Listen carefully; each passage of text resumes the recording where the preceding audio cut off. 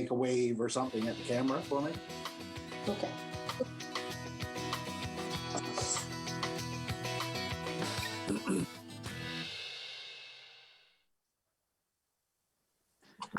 Good evening, everyone, and welcome to our City Council meeting. Again, virtual for now because of COVID measures, of course. So I will call this meeting to order. First item, would someone like to move the approval of the agenda, please? So moved, Mr. Mayor. Thank you. I see Councillor Buckle raised his hand there as well. So we got you got something there, Marina? Good. Okay. All those in favor? Aye. Contraminded? Carried. Next, we have minutes from the Committee of the Whole meeting on January the 11th. Would someone like to move the approval of those minutes, please? So moved. Move, Mr. Mayor. Oh, thank you. We've got Councillor Staben and Councillor Carey. Yeah. All those in favor? Aye. Contraminded? Carried. Next, Can I ask a question, Mr. Mayor? absolutely. About the tax bills? I guess they're gone out. Everybody got them, and we're supposed to pay them by the end of February. Yeah. And if you didn't go online to pay them through the internet or whatever, then you put it in the red box. I put mine in the red box, but I've still got my money. Does that mean my taxes are free? Well, maybe Mr. Park, I don't know if have you cashed checks lately, Mr. Park? The checks are deposited every day, so it just might be a matter of it just coming out of your account in the next day or two. So I'm not sure. I'm not sure when it would have went in the box, but I know we're doing deposits every day on that. So Okay, I put in I think last Wednesday. okay, so that should have went to the bank on Thursday. Thursday. Okay, I'll check it again, and if not, I may have to rewrite another check or whatever. We know where Check to is find in the it. mail. Thank you. Just make sure we get interest. It's delayed. No interest there, Councillor Buckle, buddy. Okay. Thank Can I you. just make a comment? Can I make Yes. a comment as well? Yes, go ahead. I guess that's on our business arising from the minutes. Is that? Yeah, right, Mr. I Mayor? assume, if there, I guess there was some talk about taxes last time. So yes, go ahead. With regard to the Dropbox, I know last week the mayor and I discussed. Some people had asked me some questions, actually made some commentary on social media with regard to a Dropbox at City Hall. And I myself also walked around City Hall that particular evening and looked for a Dropbox because I was looking for one that was attached to the building or that where the actual deposit would go to a secure locked safe on the inside of the building and couldn't find it. And then the mayor and I had some conversations and it was the red box that we used for the ticketing outside. Just wondering, I guess we don't need to have a discussion now that wonder if we could have some discussion sometime with regard to installing a Dropbox with a lock secure feature on the inside, which is attached to the building. And just want to bring that up because I did say to those on social media that I would bring it up at a council meeting, whether it's for discussion now or for some other meeting. Yeah, and I think and again, I guess to give an update there, we have had some update on signage as well for that box since that time. I think that and Mr. Park will be able to pretty soon give us an indication on how well the people are finding that Dropbox. But again, one of the items tonight we have as well is related to that, the mail-in balloting, which we may need some way to collect that as well. So that's something that staff, I'm sure, is on their radar already. Thank you, Mayor. Okay. Okay. So moving along, we have a couple of proclamations to mention. One is for coming up this week, World Lymphedema Day. And this is whereas lymphedema is a chronic and debilitating disease characterized by an accumulation of lymphatic fluid that causes swelling in the arms, legs, and other areas of the body. And whereas patients with lymphedema may struggle with pain and swelling and may experience financial and psychological strains due to the difficulties of managing their disease, I will declare March 6th as internationally recognized World Lymphedema Day in the city of Corner Brook. As well, we have another proclamation for Heritage Day and Week for 2021. And whereas we generally, this is passed now, but we recognize the third Monday in February is National Heritage Day, whereas Heritage Day and Heritage Week are a time to reflect on the achievements of past generations and accept responsibility for protecting our heritage. Whereas our citizens should be encouraged to celebrate Newfoundland and Labrador's uniqueness and rejoice in our heritage and environment. So therefore, we declared February 15th as Heritage Day in the city of Corner Brook.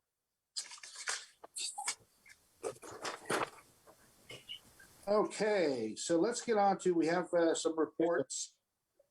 First off, we have Councillor Carey. Would you tell us about the Protective Services Activity Report, please? Mr. Mayor, it's each month I guess we publish the Protective Services Activity Report. Total volume of calls received by the Corner Brook PSAP for the January reporting period was 4,364 calls. Calls broken down as follows. There were 700 plus for police, 1,276 for ambulance, fire was 125, and I guess there were various others.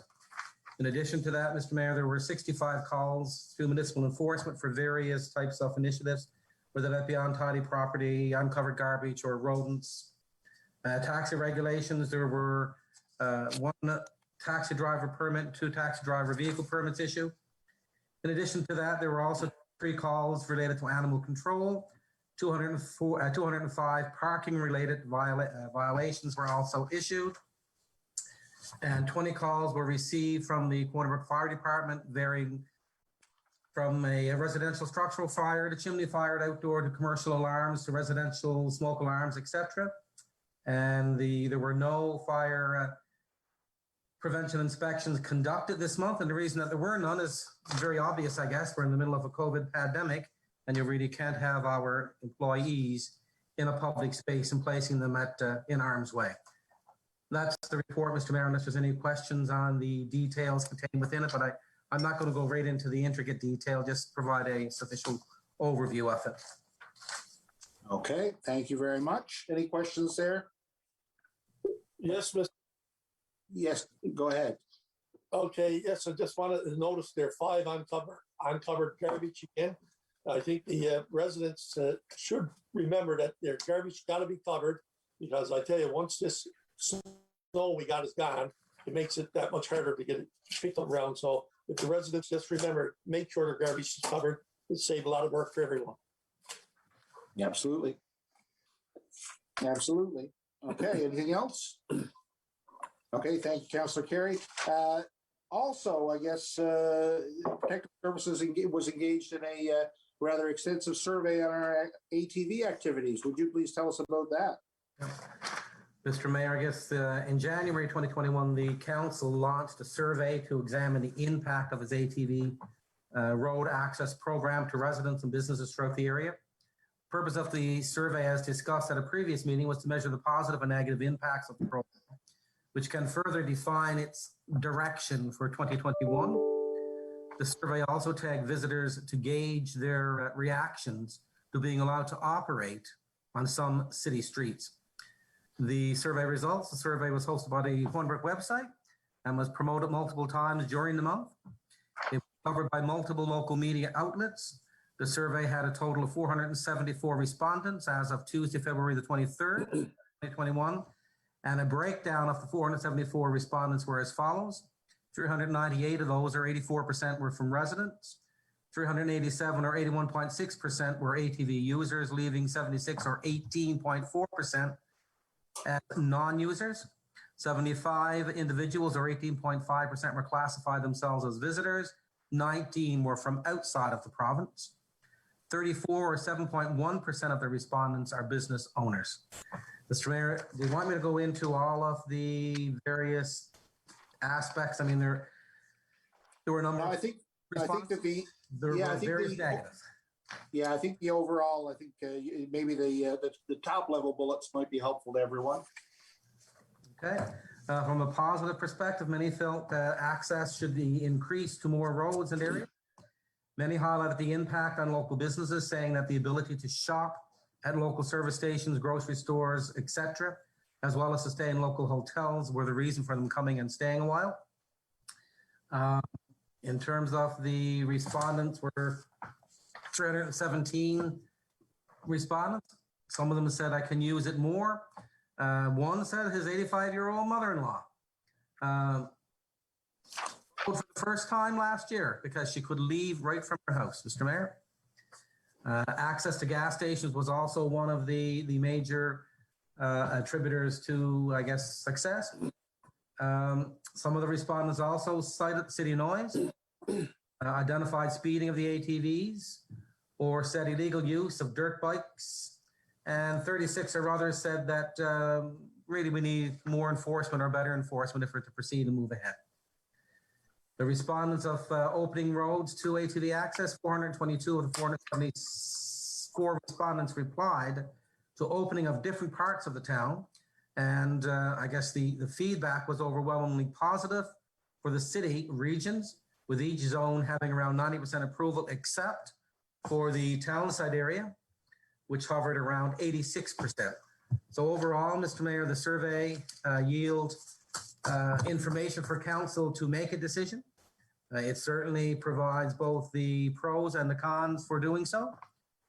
Also reviewed some of the successes with respect to what was done previously. And I guess then the information will be presented to council at some point in the future, as we indicated at the last meeting, for further decision making. Yeah. Okay. Yeah, questions, Councillor Staben. Yeah, yes, thank you, Mr. Mayor. One question there. First of all, just a quick comment that it's great to hear from the business community. I think that's essential. But my question, Mr. Mayor, is this. Did we get a report from the RNC as to whether they had any problems or whether they were quite content that everything was kosher, that things are working well? And, you know, their feedback would be important to have as well. Yeah, and Mr. Flynn, can you tell us about that? Yes, we've had general conversations with the RNC throughout the year, but they haven't responded officially yet to this report or this survey. They will be responding. We will be inquiring from them, as we do every year, on their take on implementing new regulations. So, yeah. Yeah, so it'd be nice to hear from them, Mr. Mayor. Absolutely. Councillor Chason? I guess what about the financials? Like, are we going to have a report on that? Like, how much was it financially benefit to the city? We or was that part of it? That was as far as the survey goes. It gauged the business response, or gauged businesses' experience with it, not necessarily totally from a financial perspective, but just their experience in general. But it would indicate that they had success financially as well. And we don't know the amount, though, do we? Yeah. We don't know the amount. We've got various reports from the hotelers saying they, rented 100 rooms during the summer, 2 ATVs specifically, that type of thing. But we haven't put a number to that. I guess it's a hard year to gauge it with COVID and everything else ongoing, all the restrictions around it. But it would be nice it's nice to hear that it was financially benefit. Yeah. Yeah, and I think it indicated, I guess, there was, of the 34 businesses that responded, 28 were doing so in a positive manner. So, and there were a number of recent media stories around from, I know the Greenwood was featured in a CBC story about their success with the program. And we have had written feedback as well from the Comforting as well in the past about that they appreciate the ability, because they see regular year-over-year guests as well now, and it's ramping up for them. So it's definitely good to get some idea. It's very difficult to get the whole economic impact, of course, but the fact that the businesses are responding positively is a good indication that we're making some difference for them. Very hard, Mr. Mayor, to quantify that in the terms of dollars and cents as to what the total benefit might be. Yeah, correct. But I guess even just hearing the positive slant onto it is something compared to, like, I wasn't looking for exactly the amount, which would be utterly impossible. But if businesses have gotten positive feedback, then thank you for the answer. Okay. Any other questions here? Mr. Mayor, I think it's a great idea. And I was surprised that 90% of the people want more ways to be able to get into the city. and has a ATV or myself and that, there's two Councillor Chase on that. I know if I go for a little ride and I come into the city quite often, and that it costs me anywhere from $100 to $150 per trip just to have a meal. So lots of times I come in and there's a crowd of us. So if you look at it, if you see 4 or 5 bikes there, you're talking anywhere from $500 to $1,000 spent that evening at meals and gas and fuel. That's all. I think it's great too to see it happen. Thanks. Deputy Mayor? Yeah, I'm just wondering, just to follow up on what Byrne had to say. The customers complained about ATVs on the road not following the rules. Todd, do we get any complaints on our complaints line about that, or? We do. We have had some that the MBOs had looked at. We have conducted some specific enforcement activity as well to try to curb that. We may have to expand that a bit this year. And we are going to put some measures in place in specific areas that will do some traffic calming there. Okay. And I'll be bringing that forward to council with the new report recommendations. So, and I guess Mayor, that if they get and to make, I guess that that point, the next step I would assume will be, Todd, you're going to bring forward a recommended changes to our bylaw for I guess implementation this spring. So that we get ahead of the ATV season coming up in May. That's correct. Okay. Any other questions? Just a point, Mr. Mayor, I too was actually surprised by the number of individuals that responded to the survey. I mean, 474 respondents is a high response to a survey in the city of Corner Brook. That really surprised me. I would not have anticipated that level of interest in it. And I guess to the other question that was asked with respect to enforcement, we did have, and Mr. Flynn can certainly speak to this better than I, but my understanding is that we did have some challenge in the curling area with accessing the trail. And that's the area, I guess, that we had the complaints on relative to our complaints line as well. And my understanding is that there was some stepped up enforcement in that area to help alleviate some of those concerns. But Mr. Flynn could probably know that better than I, Mr. Mayor. Yeah, and that's what I mentioned earlier, that we did do some specific, put some specific measures in place there, and we are going to do some more in the coming year to make it even better again. So. Okay. Well, thank you very much. That's very informative. And I guess we can get, Todd, as we get a little more information consolidated, maybe we can put together some information on our website for residents to see the results in more detail. Yes. That. Okay. The next we have a report, Councillor Granter, Public Works, Water and Wastewater. So we have a number of activities and initiatives going on. If you could tell us a little about those, it would be appreciated. Thank you, Mr. Mayor. Just want to give everyone an update on events 2 February 2021.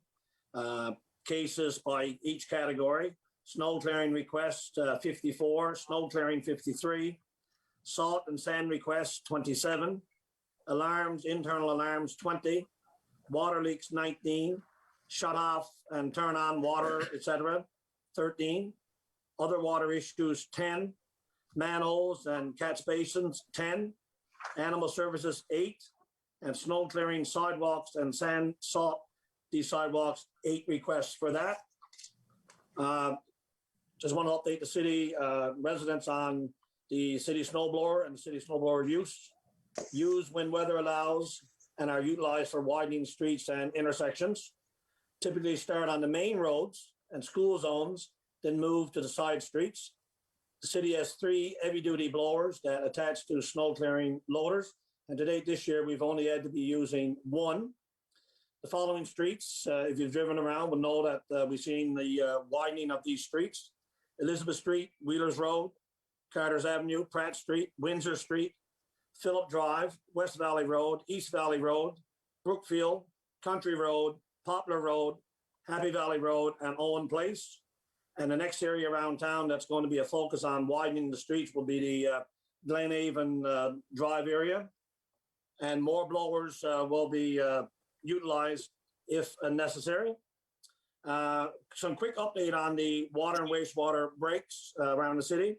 The following streets or addresses on these streets have had some water or wastewater breaks. On Dolmans Lane, we had some issues on Farmdale Road, Westview, Woodbine Avenue, Country Road, Curling Street, Petrie Street, Reed Street, Georgetown Road, and finally there was a water wastewater break on Coronation Street. And that's the update for February, Mr. Mayor.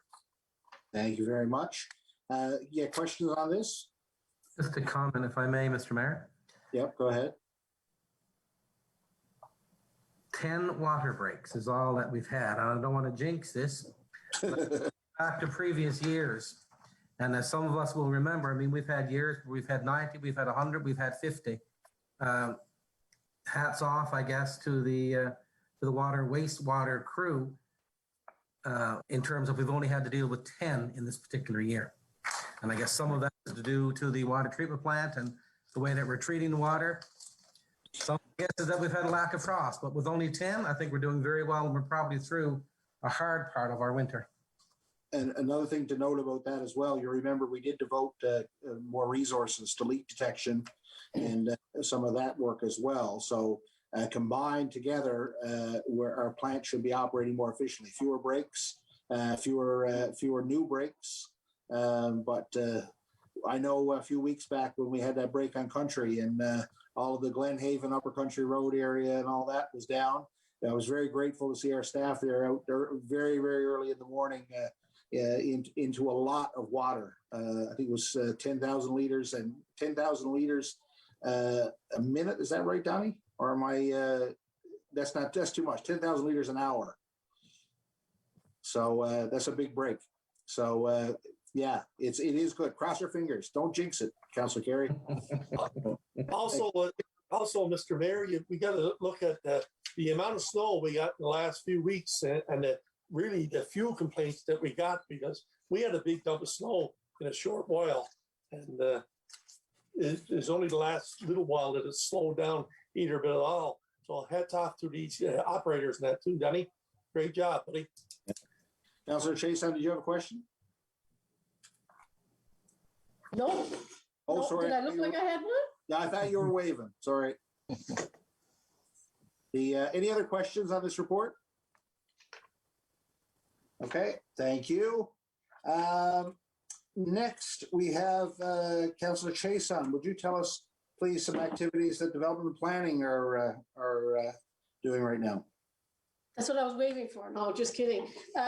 Thanks to Darren, my iPad is not acting up very good today. So thanks, Darren, for sending me my report while I panicked here and I had a blank page. I was like, oh my gosh, don't tell me development and planning has gone blank.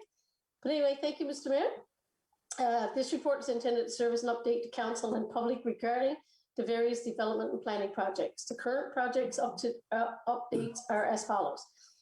The municipal plan, IMSP and development regulations update. The submission deadline was January 29 and 3 submissions were received. Staff has evaluated the submissions according to the evaluation criteria and set up the request for proposal, RFP. Document and recommended that council upland planning and development be awarded the contract. That is right. Is it upland? Yeah. That's right. This was approved by council on February the 15th. Staff had a startup meeting with the consultant last week to kickstart the project. It is expected that the project will be complete by March 2022. The Corner Brook Acute Care Hospital, which is on the go, project is well underway and completion date is currently set for the end of 2023. Most permits have been issued for the building. Grenfell Drive Medical Center, Dr. Justin French, occupancy permit has been issued for all the 3rd floor and 40% of the 4th floor. Staff are currently reviewing applications now for Vogue and Centrex Pharmacy on the 1st floor and is expected. Those permits will be issued in the coming days. Shoppers Drug Mart expansion in the Millbrook Mall, a permit was issued and work was originally scheduled to start in February. However, it is unclear if level 5 COVID-19 restrictions have impacted the start of work on this at this site. But now we have moved, since this report was done, we moved to level 4, haven't we? Yeah. Okay, so all might be good. Berry Seafood expansion, Griffin Drive, permits have been issued for the replacement of 3 large buildings and work is continuing on this project. New garage bus depot building for the provincial government is on O'Connell Drive. Permits have been issued and work is continuing. It is anticipated that the work will be complete in the next couple of months. The new Gospel Hall Church, replacing the existing building with the new building, Country Road, plans have been reviewed and staff have anticipated a late spring or summer start. Nate Building on the Grenfell Drive, same site as French's Medical Building. The project is ongoing and staff is expecting occupancy in the near future. The Great Canadian Dollar Store, West Street, conversion of the former Shoppers Drug Mart into the Great Canadian Dollar Store. Permit should be issued this week. Taylor Smiles, that's Dr. Bill Taylor, O'Connell Drive, all permits issued, still in construction phase. The project was shut down for a while, however, construction was recently restarted. West Coast Glass, 29 London Drive, new building for West Coast Glass, all permits issued and construction is ongoing. Tech Construction, 36 London Drive, new small storage building and a lot for tech construction, all permits issued and construction is ongoing there.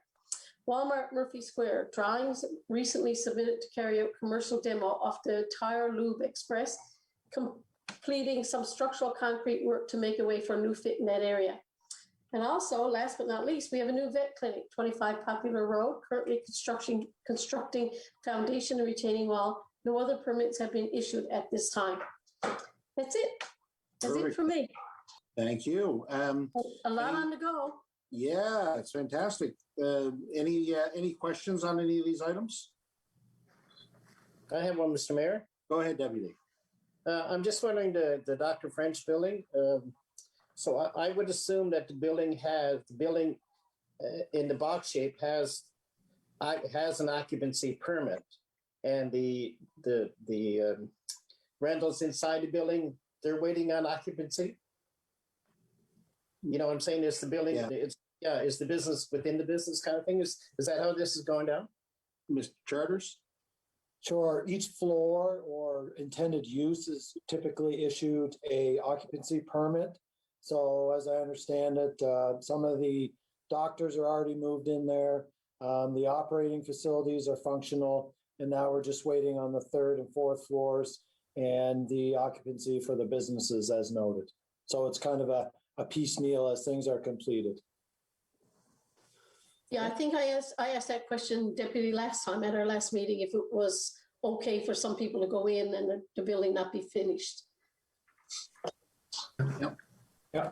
Mayor. Any other questions? Yeah, there's actually surgeries being performed from the building, so I assume that he's been given occupancy permits for that to occur. Yes.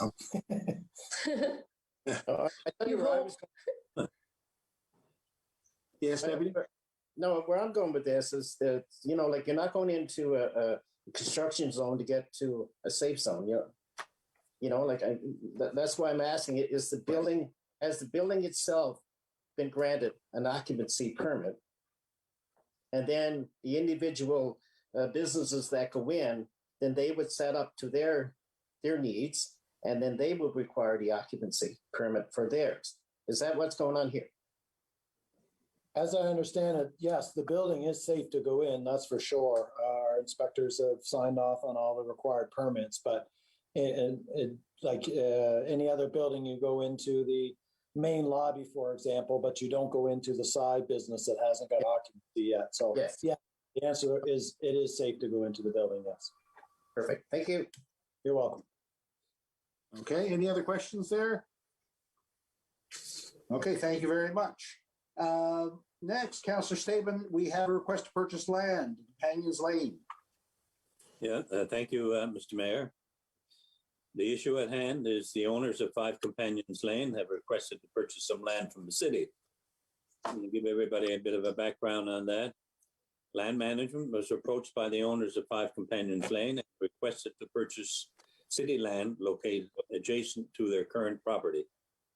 The land in question was conveyed to the city back in 1974 and is deemed unviable due to the land being unserviceable, and it doesn't have a city front street. Currently, the land is vacant with an approximate area of 558 square meters. The purpose will be to consolidate with their current piece and demolish the residence on 5 Companions Lane and build back a new building.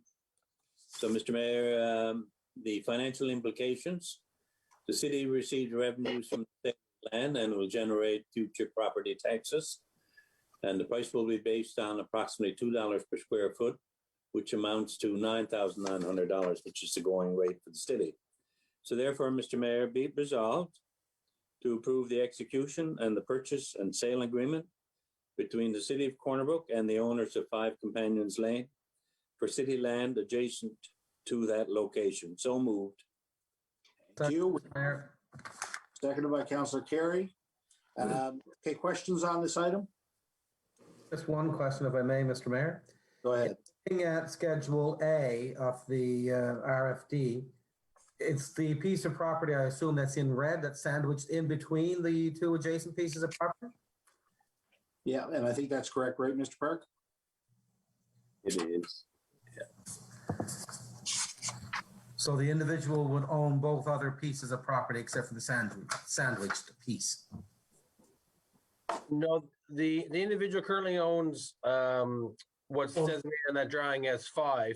The other parcel is an also parcel that they're interested in purchasing. We're just trying to clarify some title issues on that as well. And that would be the third block right at the back, I guess? That's correct. So that's currently owned by the same owner? No. No, that's Is that- third, yeah, the third parcel is the city has ownership of it, but we're trying to clarify some title issues on that. So we need to get those title issues resolved before we could transfer that to the property owner at 5 Companions as well. Okay, so then that third block, I guess, is where I'm heading with the question, Mr. Mayor, would then be subject as well to a further purchase sale agreement. That's correct. Gotcha. Okay. Okay. Quick question Yes. too, Mr. Mayor. Yes, go ahead. In the background to the information, it said that the current residence, which is marked on the overhead by number 5, would be demolished and would be built back new. Knowing that it's an extension of land acquisition into the area that's marked red, plus the area potentially that is identified with in blue, is the intent to build one residence back or numerous residents or some other building? What's the intent? Do we know the intent? Or does the acquisition of the land open up for development of a big, would it be big enough for a small apartment building or a condo, what that kind of structure, or is it just a residence? Do we know? My understanding is that it's a single family dwelling that would be going back there. Okay, thank you. And would have to be approved by the city, right? Absolutely, yes. Yes. Okay, so thank you. This Thank you. property has no frontage per se. It's sort of like technically fronts onto Right. Sterling Street. So, Thank you. okay. Any other questions? Okay. All those in favor, say aye. Aye. Counterminded? No, I'm an I. I'm just a little bit behind today. That's all. Okay. Okay, carried. Next item, Deputy Mayor, we have some capital projects to report on. Thank you, Mr. Mayor.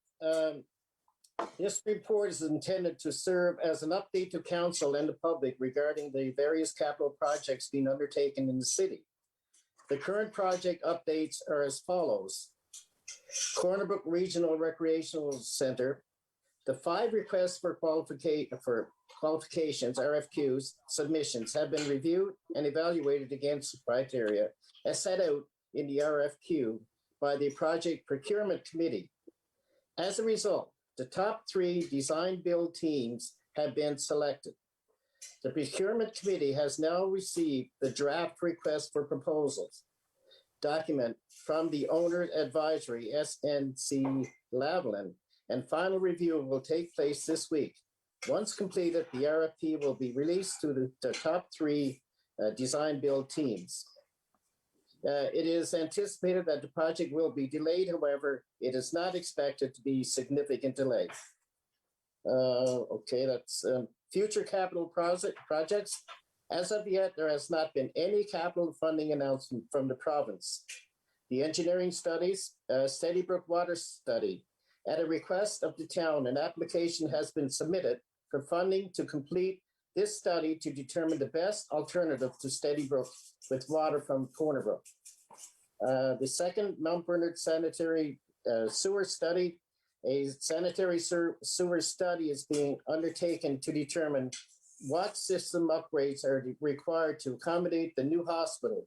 It is expected that the study will be completed by mid-May 2021. Okay, thank you. Any questions on these? Yeah, projects? I got a question, if somebody don't Go- mind answering. Go ahead.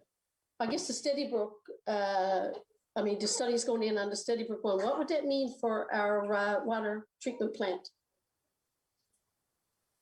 Like, we're going to include, if we include Steady Brook into it, and I mean, how much more can we pump out, seeing that we are going to be pumping out to the new hospital, and we might take on Steady Brook. What's that mean for the water treatment plant? And I think we talked about to address this one last time of it when we did approve moving forward on it. But Mr. Charters, maybe you could tell us a little bit about implications there. Sure, and Mr. Burden can chime in if I get something wrong here, but that's the intent of the study, is not only to see if the water treatment plant can handle the water that they need in Steady Brook. Plus, it's also going to be a study to determine the best way to get that water to the town of Steady Brook. So it'll be twofold, the study. Thanks. Okay. Any other questions on that one? Yeah, I got a question. Go ahead, Councillor. Under the Corner Brook Regional Recreation Centre, the anticipated start of the project, there's a delay. What's the reasons behind that potential delay? And I assume it's a potential to the start date. Would that be accurate? Mr. Charters? What's the reasons or potential reasons behind that? Yes, that's correct. We had some issues that we had to straighten out regarding the RFP. We had a lot of work to do on the RFP. Plus, there was a little delay with the province. So we don't expect, like I said, we don't expect significant delays. So we still expect the opening to be 18 months after the build starts. We're hoping to start June, July of this year still. We're talking a couple of weeks, nothing significant. Okay, thank you. And again, you're right, that is the start date that would be delayed. There's many ways that we can make this up, as we go forward. Yeah. Councillor Chason? So am I mute? So I'm assuming that wouldn't make any difference to the money, our financials? If we're late starting? Late finishing adds the money to the pot, doesn't it? No, we got until lots of time to finish the project and still be able to collect money. Okay. Yeah, there's a fairly large window there. Not sure when the actual date is. I'm thinking it might be 2024, but yeah, we'll have lots of time to get it completed. Thank you. Mayor, if I may, there's another approval process even required before we get to the point of start date. I mean, the project itself, while the overall concept is approved, we have 3 design teams that are now going to submit a design. That's right. Approval of that design requires a council approval even before we can move forward with the project. So I guess while the overall concept may be approved, the actual project itself, in terms of the move forward by council, has not been approved yet. That's correct. Yeah, we will have to choose a design build team to do that. That's correct. I guess the reason I mention that is back to the point that was made on budget. I mean, if it's over budget, then that's up to council at that point in time to determine what they may or may not choose to do. Yeah, this is the design build process, I would assume. And again, the assumption is the benefit with the design build project is that we can set scope more effectively and guarantee, I guess, something that's within our means. Yep. And I guess that's my point, that if it's over budget, we can say, no, that we want to do X, Y, Z versus C. That's right. The only other question I have, if I may, Mr. Mayor, is with respect to future capital projects, Yes.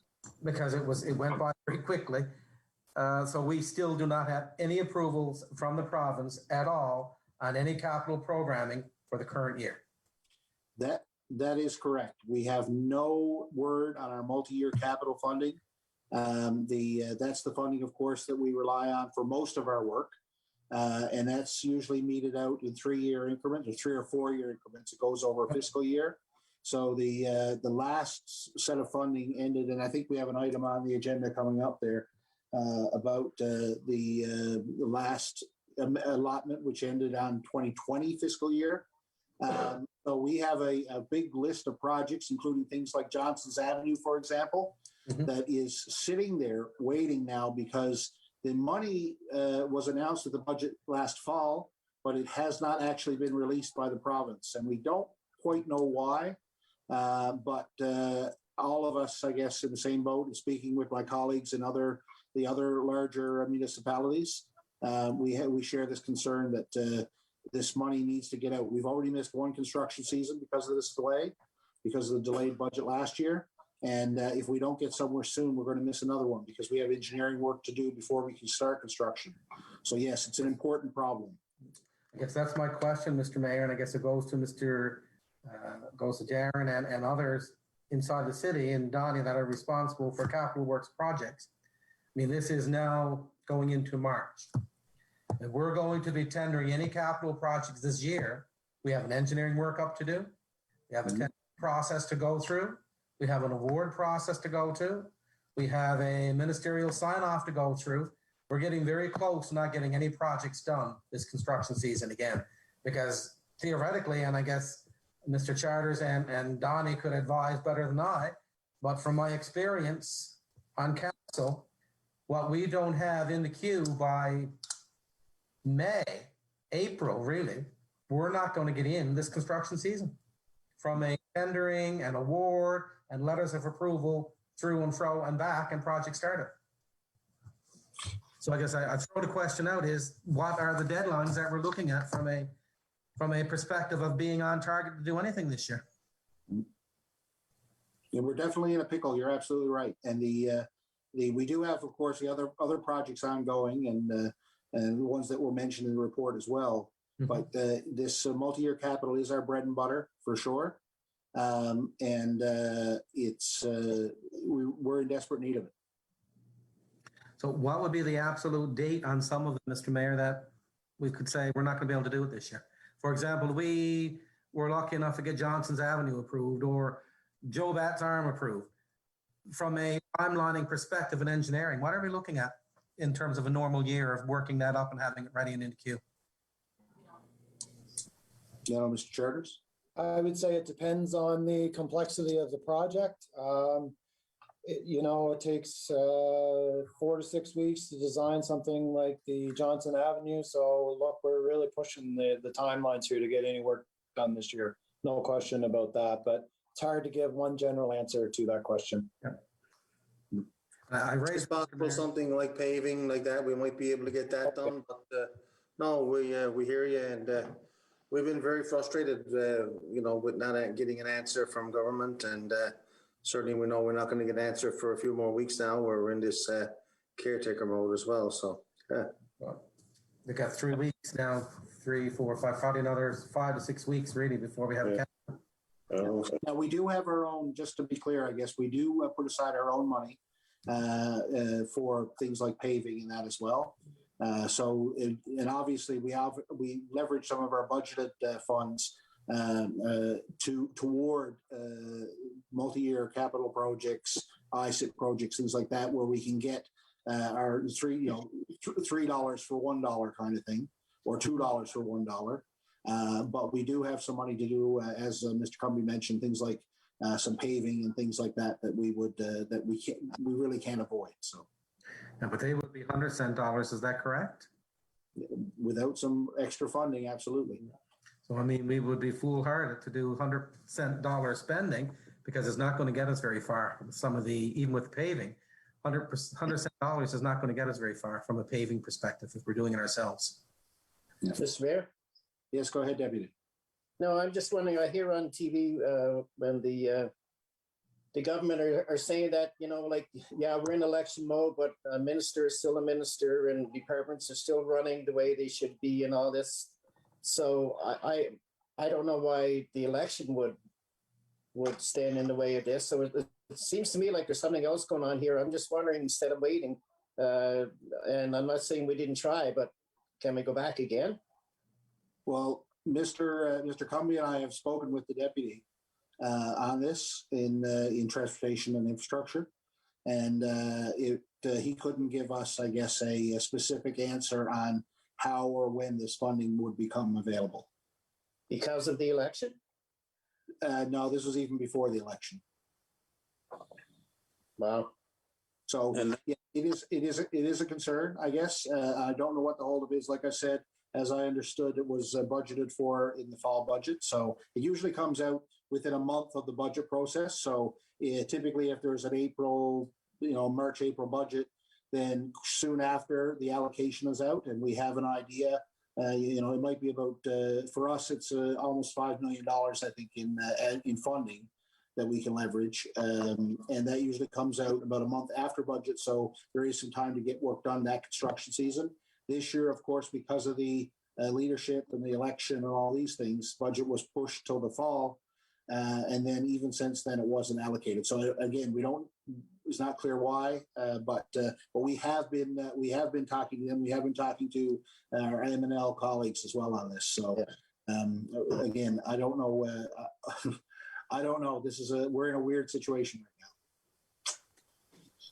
right now. Mr. Mayor, I think we all have a very good idea why there's a delay on announcing any funding for any of us. Yeah. Yeah. Well, we can leave the speculation, I guess. There, we could draw our own conclusion. Yeah. But for sure, it is a concern, and it is something that we are pressing, I guess, the province on and trying to get some movement on, because it's very important to us and other municipalities to get this funding moving. Okay. Any other questions there? Can we move on? Okay, Deputy Mayor, as well, we have the agreement for the transit study and design. Yes, thank you, Mr. Mayor. The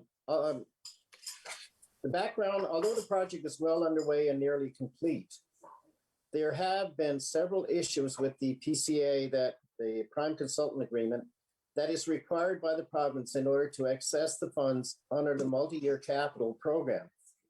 The main issue being the standard PCA is for engineering and construction management services for capital projects, not studies performed by consultants. After several discussions with the consultant and the province, the consultant has agreed to do the attached prime consultant agreement. Staff recommends that council approve the attached prime consultant agreement for the transit study and system design project in the amount of $40,215 HST included. Be it resolved that the council of the city of Corner Brook approve the prime consultant agreement for consulting services contract for the transit study and system design project by Dillon Consulting Limited for the estimated cost of $40,215 HST included. I so move. Thank you. Seconded, Councillor Staben. Questions on this item? I got a couple of questions. Oh, sorry, go ahead. Go ahead, Vern. Yeah, thank you, Mr. Mayor. Just a quick question as to, we're now into the 1st of March, and I'm just wondering what the effective timeline is going to be now to hear back from them, because we're soon going to be ready for our contract. Our bus contract was for 1 year. And I think, if I remember correctly, I think August the 1st is a drop dead date. So we're soon going to head for that. So it'll be nice to hear from these people as to when they're going to come back with a final report. And Mr. Charters, maybe you can give us an update there. Sure, we've been going back and forth with a consultant, trying to figure out what the best options are, the best options are to bring forward to council. So you'll see Monday night, I'm going to bring a presentation forward to council to review some of the recommendations that came out of the report. Once we get some feedback from council, we can move on to completing that report. And I'm going to say 2 to 3 weeks, we should have the final report. But the key piece is getting what the recommendation is going to be in front of council next Monday. Thank you, Mr. Mayor. Right, and just, I guess, just so we're clear too, this piece of work was already approved. This is a bit of housekeeping, right? Yes, that's correct. Okay, Councilor Carey, you had a question? I did, Mr. Mayor, on the same line, because on page 50 of 140 of the agreement, section 6, and I guess that's why, and I'm glad Councillor Staben asked the question. It says that they have a 14-month after the issuing of the certificate of substantial performance. Can you explain to me what that means? Because if you go to the project schedule, as in what Mr. Chatters has just indicated, the final report is due April 2021. So is it 14 months for payment? Is it 14 months for completion of the project? Which is it? I'm just wondering, because I'm reading the actual agreement and it says the start date of November 3rd, 2020, completion date 14 months after issuance of a certificate of substantial performance. Again, this is one of the issues that came up when we were trying to develop the PCA. That does not apply to this project. The original timeline was for the end of January. That's been pushed due to several reasons. We wanted to get this report right. So we do expect it in a couple of weeks. We may have to change the actual completion date on the PCA, but that reflects the original timeline of the project. So then when we approve this tonight, are we approving the actual legal text as well of the agreement? That is the agreement that will be signed. The province will not accept any alterations to that PCA. Councilor Carey, where are you referring to? What section? It's page 50 of 140, and it's called item number 6, start and completion date.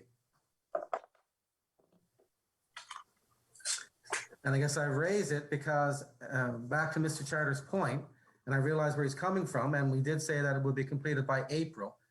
But if it's a 14-month timeline, I mean, any delays, they can really do that up to 14 months. I'm not suggesting that's what's going to occur by any stretch of the imagination. All I'm saying is we're signing an agreement where we're saying 14 months before it's completed. No, that is, I guess, the last completion date. So this agreement would be in place till then, but I would assume this work will be done long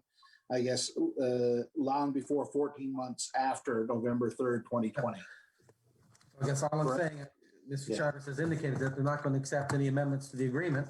Normally, we would have amended that to coincide, I assume, with Schedule 4, which would be the project schedule timeline. That would align with it, wouldn't it? Yeah, the two dates are the Doesn't same. align with it at all. It's consistent. It's out completely. And I guess that's why I raise it. Section 6 says 14 months. The project timeline says 6 months.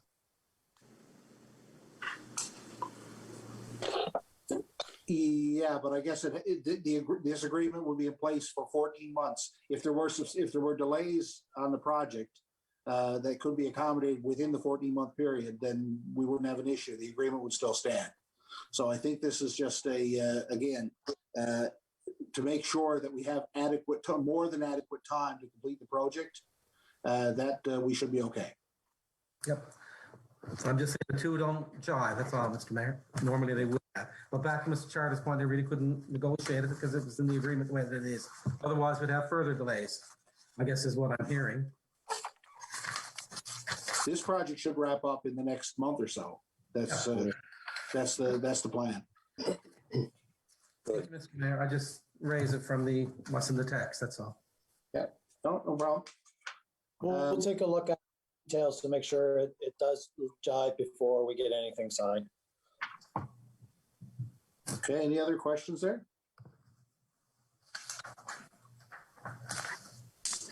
Okay. All those in favor say aye. Aye. Counterminded? Carried. Next, we have again, related to our multi-year capital works reallocation amendment. Deputy Mayor, would you tell us about this, please? Thank you, Mr. Mayor. The City and Department of Municipal Affairs have agreed to amend the current funding agreement for the 2017 to 2020 multi-year capital to reflect the revised amounts for the listed projects. In 2017, the City and Department of Municipal Affairs agreed upon projects and expected costs to be included in the 2017 to 2020 multi-year capital funding agreement. Since that time, many of the projects have been completed, and the actual costs in some cases are different from the amounts originally anticipated.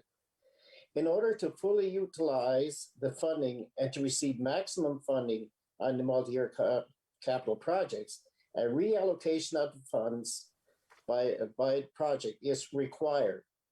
As a result of this reallocation, there is no change in the total amount of the funding from municipal affairs, the amount of funding required from the city or the projects to be funded.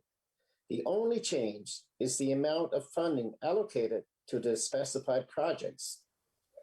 The recommendation, staff recommends council approve the ratification and signing of the Municipal Infrastructure Agreement 2017-2020 Schedule A amendment.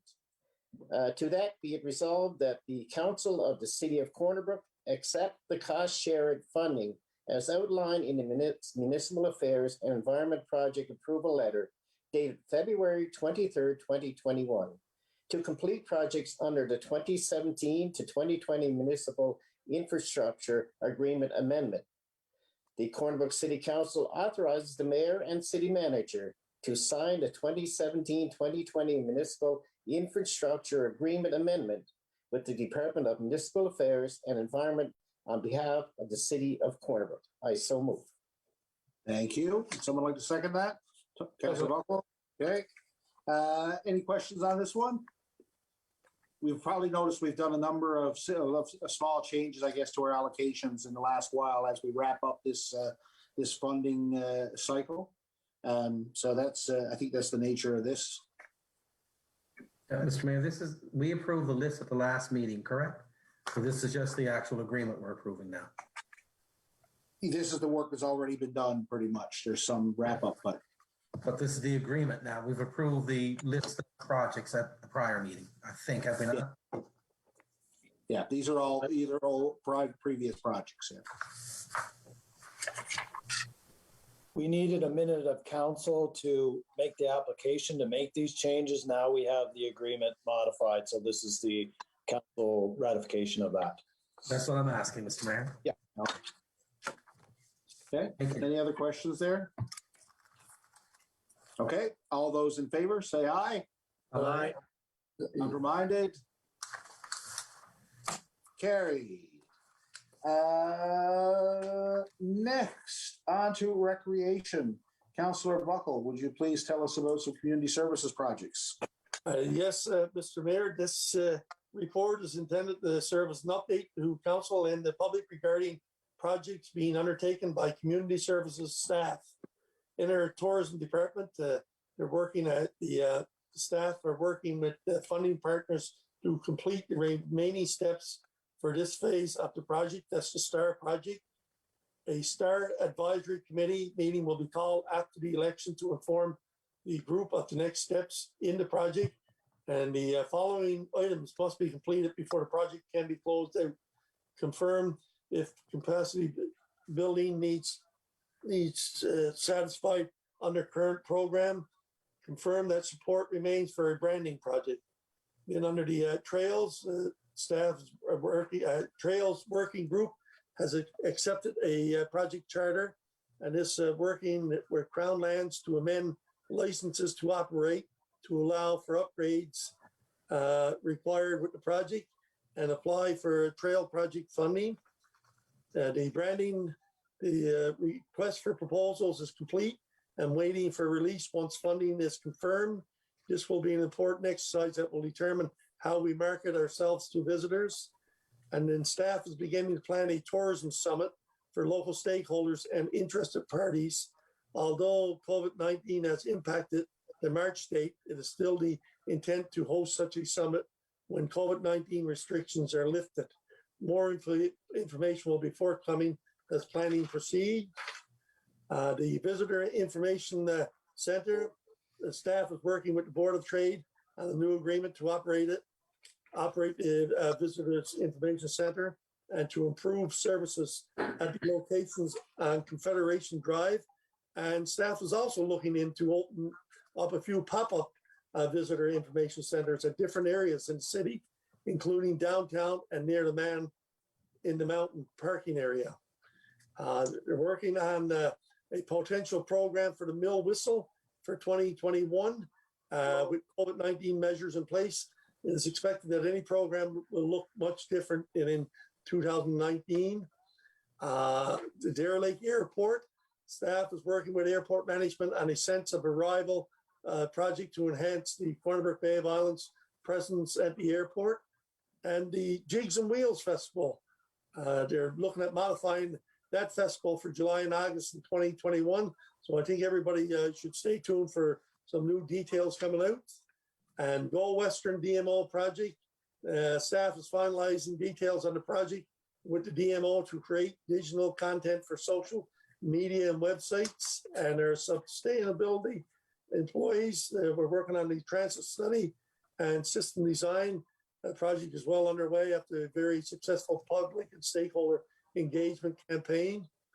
And the consultant staff are reviewing improvement options that will be presented to the public and council this month. And once feedback loop is completed, the consultant will submit the final report. Our community gardens, staff is working with Western Environmental Center on the final details for new community garden in Curling that is to be located in the Brosnan Street area.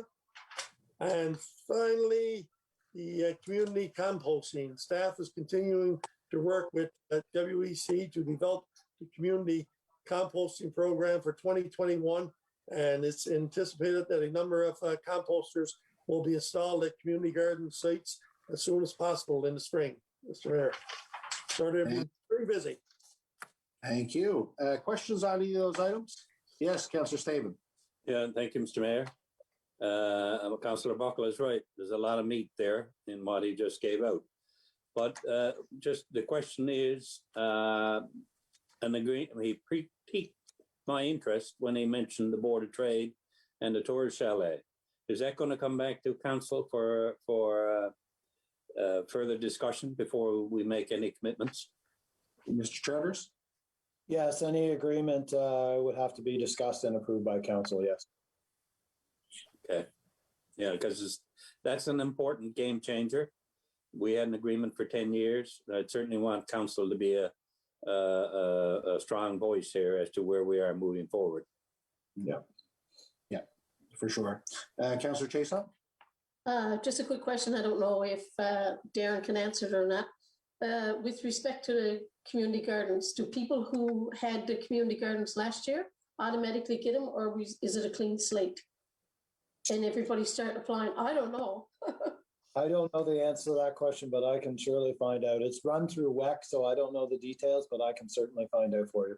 Yeah, because I've had questions. People asked if because they had their plot, they put their name on it and they put their number on it. Is it theirs or will it be open again this year? I will find. Thank you, sir.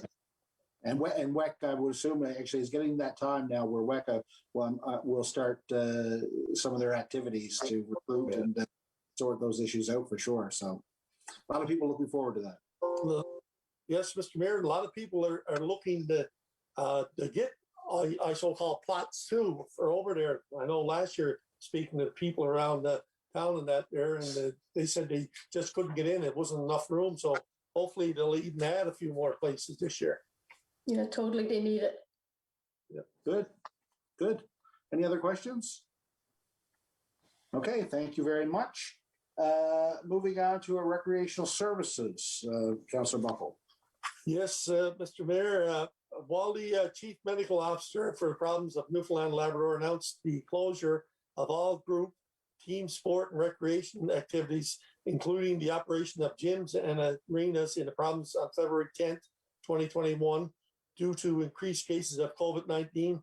The recreation staff are continuing to work to identify opportunities for our residents to remain active. So one of the things now would be the Corner Brook Step into Spring Walking Challenge. In response to limited activity opportunities due to COVID-19, recreation staff have created a Step into Spring Walking Challenge. The City of Corner Brook is partnering with Jerry Chicalo, yeah. Chicalo, yeah. Where? I can't even read it. Morpheus. Morpheus, they are to bring the opportunity to the city. Outdoor recreation is highly encouraged during the alert level 5 for an individual's well-being.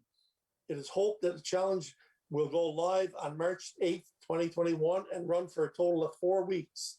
The final details and testing is currently taking place, so follow the city's social media accounts for updates. Participants will sign up for online and will be given a list of map pointers within the city that will have to check into through their smartphone. These map pointers will be located in specific areas and provide participants with a code to submit online to track fitness points. There's a $1,000 worth of prizes up for grabs, as well as the physical and mental health benefits of walking for everyone. So everybody should stay tuned on their social media for additional details of exciting contests, activities, and events we have planned for 2021. So lots of the good things happen. Absolutely. And continuing on, is there any questions on that? Yeah, that's good. Okay. And continuing on that vein, I guess the Civic Center as well has been impacted by the recent.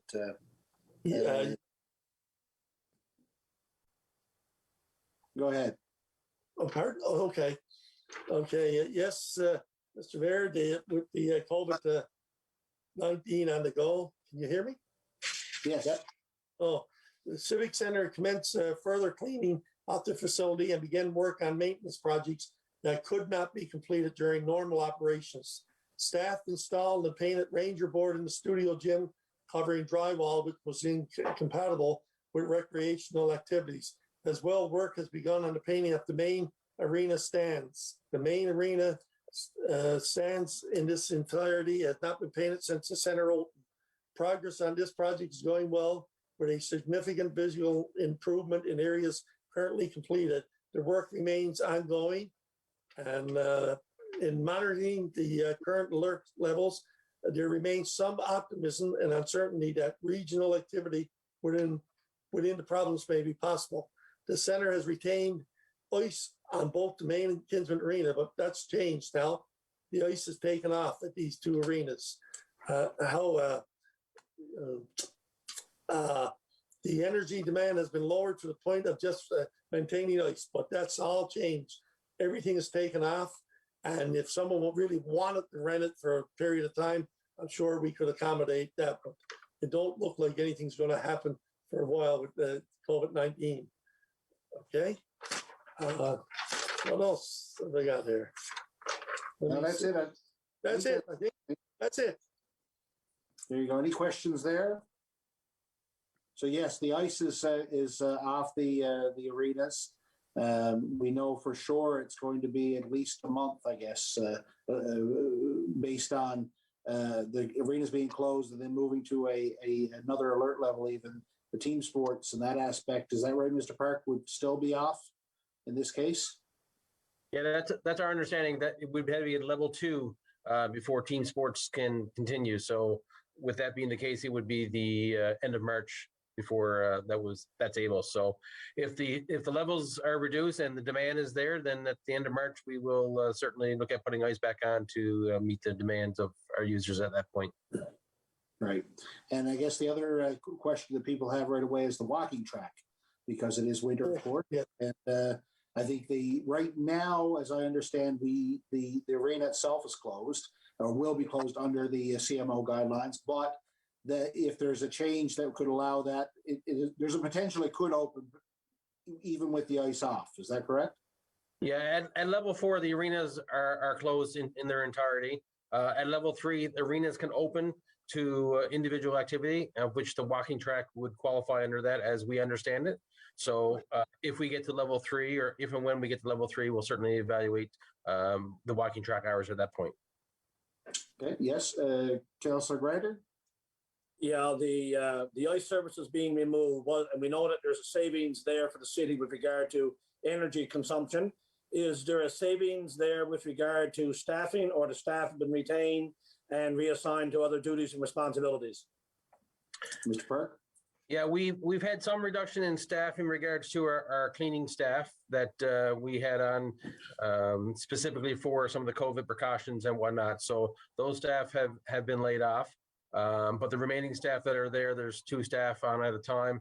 They're just gluing up, taking the ice off there now, but they'll be focused on maintenance activities, painting, cleaning, some other maintenance things that they aren't typically able to do while the building is in full operation. Thank you. Okay. Mr. Mayor, Yes, go ahead. also, the residents around the city, and that although they can't walk around the track and that, but our trail system through the Glenmullen Pond area, that is being used quite often now. And I've got to say, it's great for walking around and getting a bit of fresh air and that. There's quite a number of people there. And I noticed that the people that's walking are staying their distance from other people when they come by and that. So it's great to see, and it's good to see so many people out walking around the city streets. Absolutely. Absolutely. Okay. Thank you very much for that. Another interesting recreation development, Councillor Chason, would you please tell us about some accessible options that we were able to deliver to the public? Thank you, Mr. Mayor. Last year, the City of Cornbrook Recreation Department purchased 3 hypocomp wheelchairs and accessible recreation in the city. One of these is exclusive use at the splash pad, while the other 2 are available for use on variable terrain, even at the beach. And they come with one of the set of attachments which make it possible to use to ski.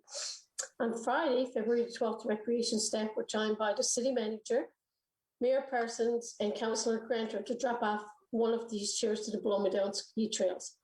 Melissa Woods, and most people in the city of Cornbrook know about Melissa, has had some interaction with her at some time. A local para-athlete and advocate was on hand to help out to test it. The chair will live here for the remainder of the winter season, available for use by request. Anyone interested in using this can call 639-2754 to try it out when the alert levels allow. And I guess it will be used at Blow Me Down Ski Trail, and then once the skiing is over, it'll be moved somewhere else. Do we know where it's going to go? Mr. Park, maybe you got... Yeah, the intent for them for the summertime is that they will be at Margaret Water Park and be available for users either at the park or used throughout the trail system. Can we get it? So, because I think that was one of the things last year that Megan Penny, who was part of our accessibility committee, wanted to be able to use it to go to the beach. Is there are we going to do an option for that? We can certainly evaluate that for sure.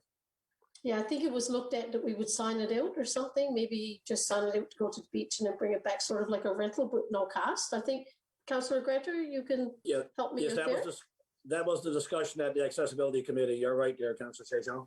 Yeah, and they really wanted to be able to take it to the beach. So if we got 3 and 2 stay at Margaret Water, maybe we could sign one out from Margaret Water to go to the beach for anybody who would like a day at the beach.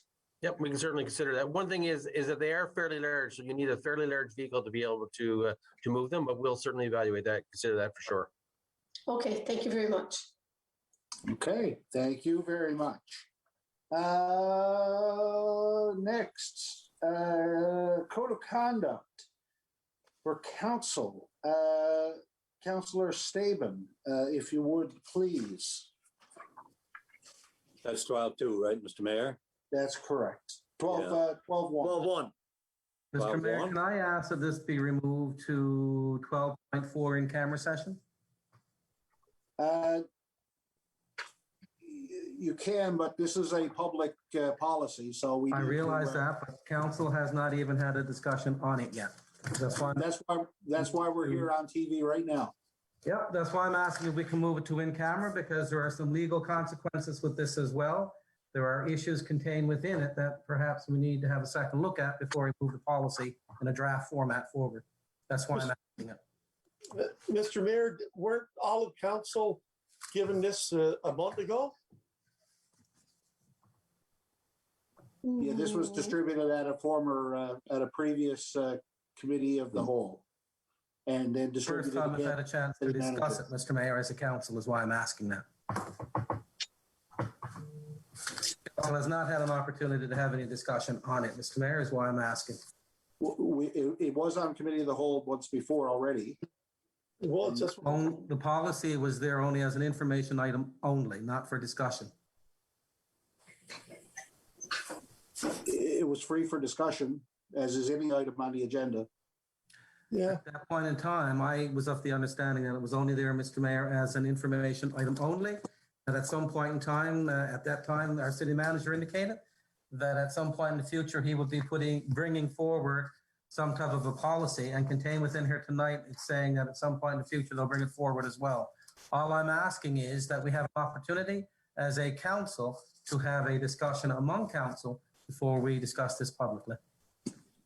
There are some issues in here that I believe council needs to have a second look at.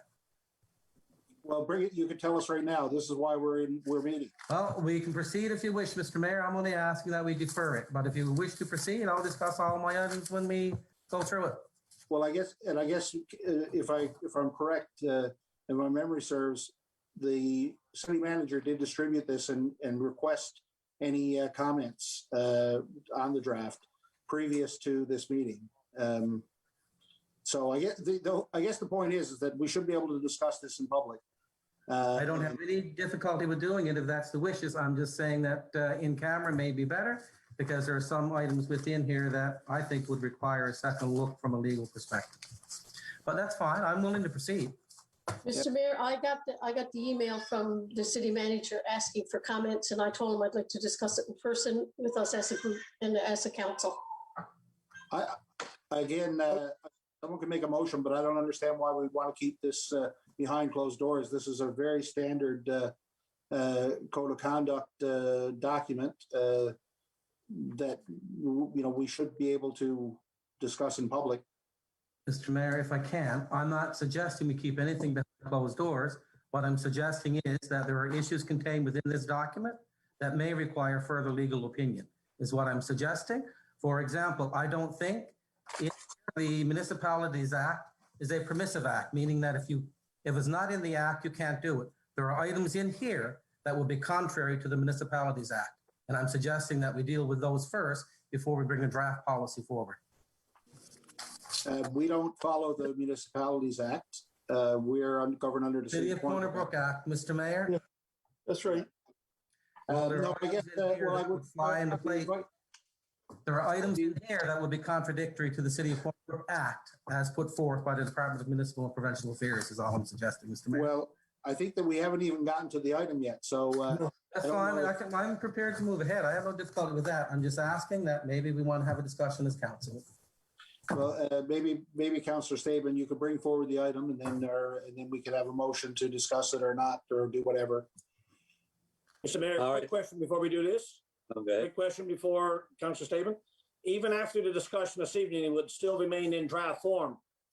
We would not be voting on acceptance or rejectance of any or all of this, right? There's no proposal brought forth this evening on this, right? We could definitely entertain a motion on this tonight. Which is why I'm asking that it go back. Well, that's right. So it may or may not remain in draft form after our discussion this evening. That's the question that I'm asking. So it could be voted on this evening, right? That's correct.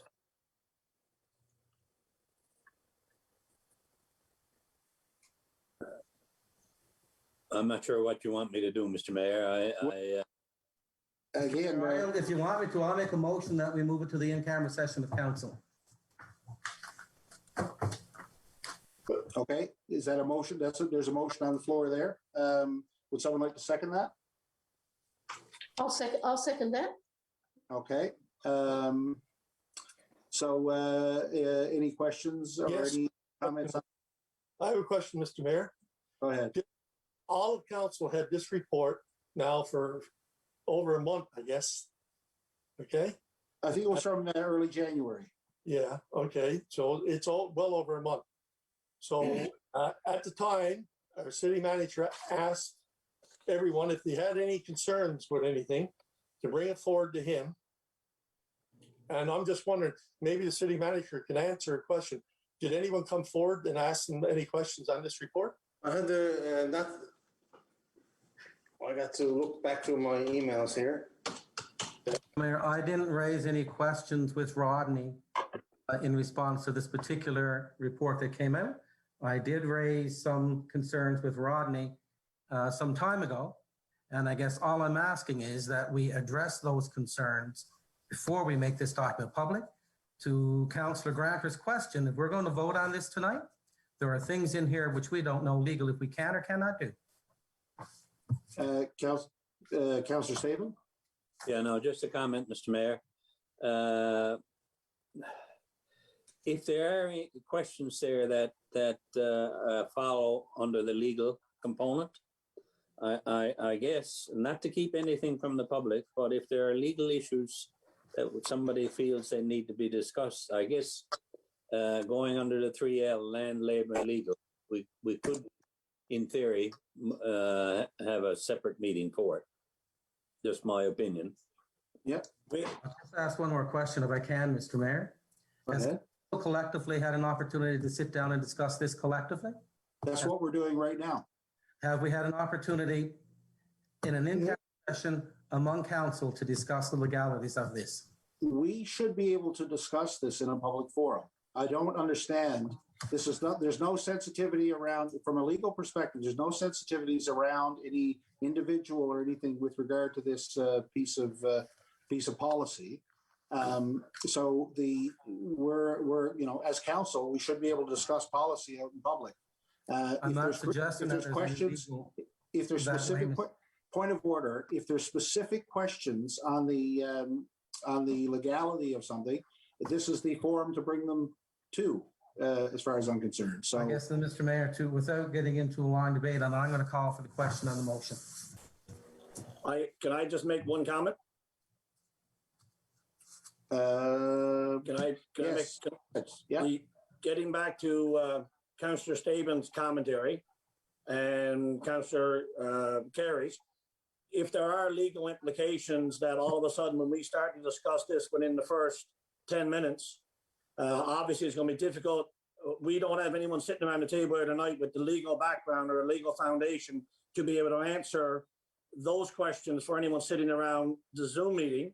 So these questions would have to be answered outside of this meeting.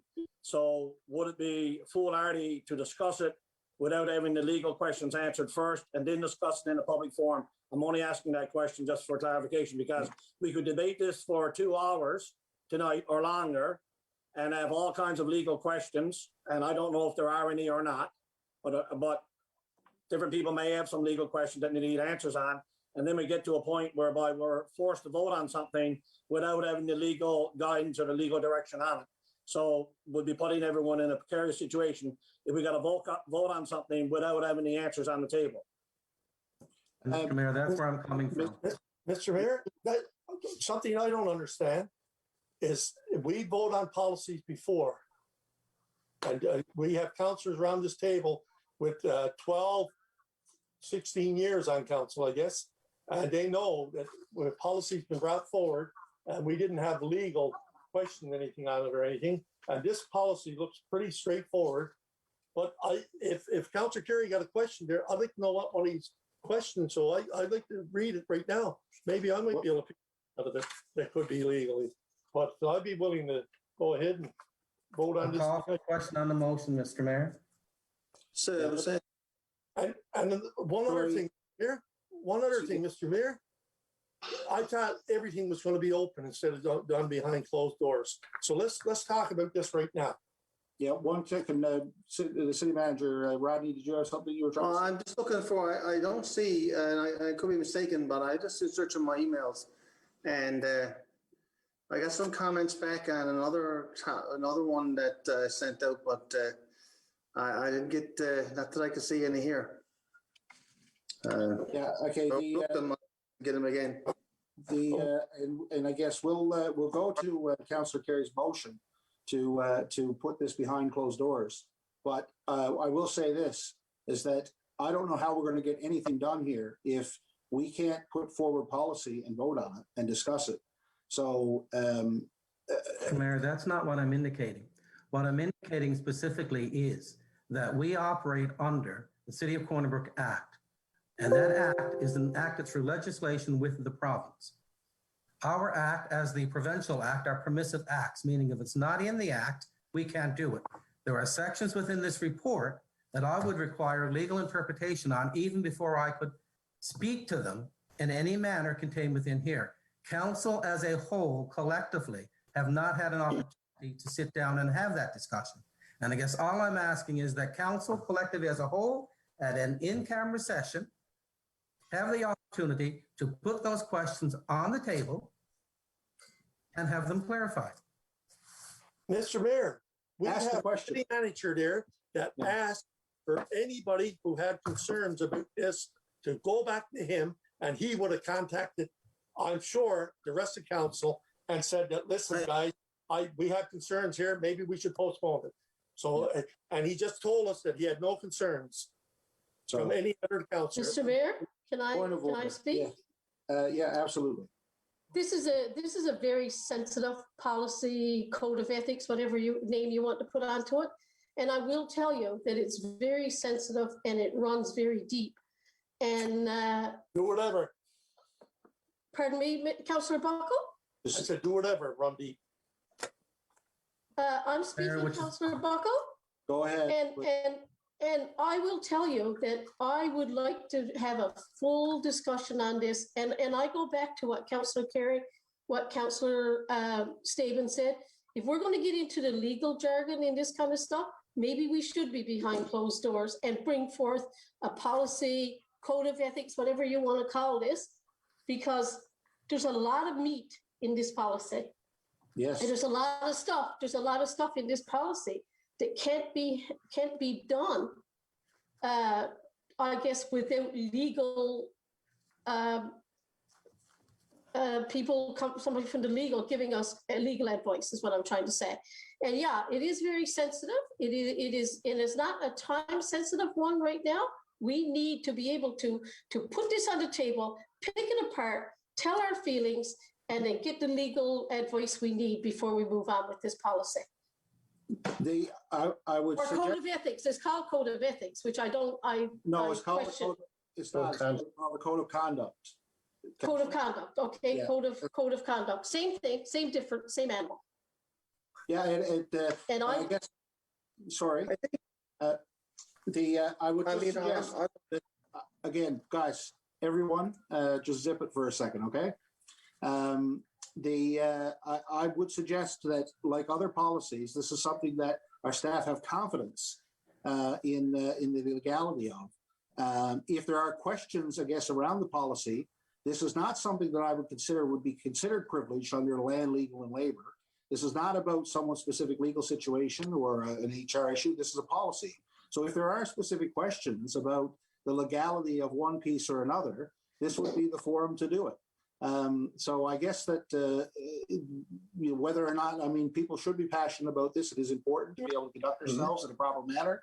But whether or not there is questions, there's been, since January 11th, this came forward, and there's been calls for comment, and we haven't received any. So,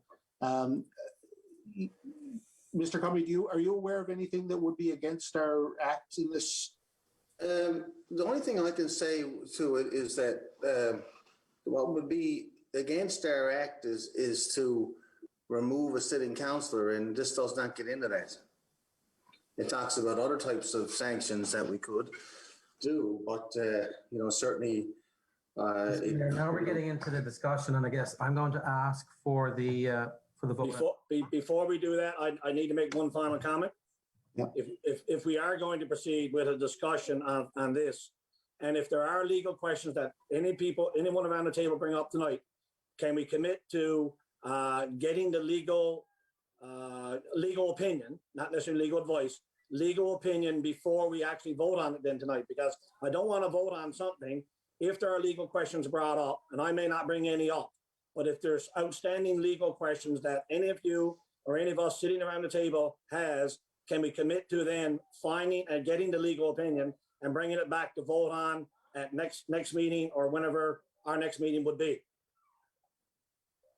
I don't want to be put in a corner on voting on something and 5 or 6 days from now or a week from now, something should show up that we as councillors made a decision on a policy that puts us offline with some legal direction or the province or a provincial act or whatever it might be. So we can have the discussion. I don't have an issue with having the discussion, but if there are legal opinions, legal questions come up, can we not hold off on a vote on this policy until we get the answers to the legal questions?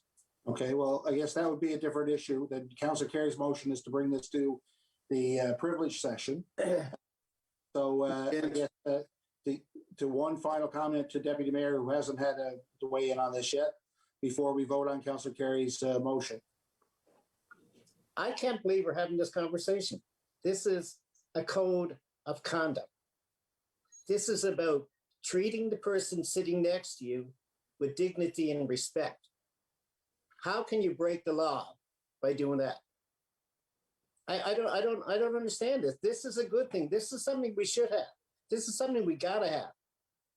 And why we're coming up to this dilly-dallying, I don't understand it. This is a good thing. This is something we need. This is something we should have.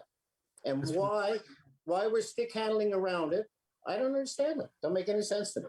Mr. Mayor, I'd like to have a final comment before we vote on the motion. I have no difficulty with the code of conduct, and I agree with Councillor Griffin. I have no difficulty with the code of conduct. This here goes beyond the code of conduct, and therein is why I have some concern with it.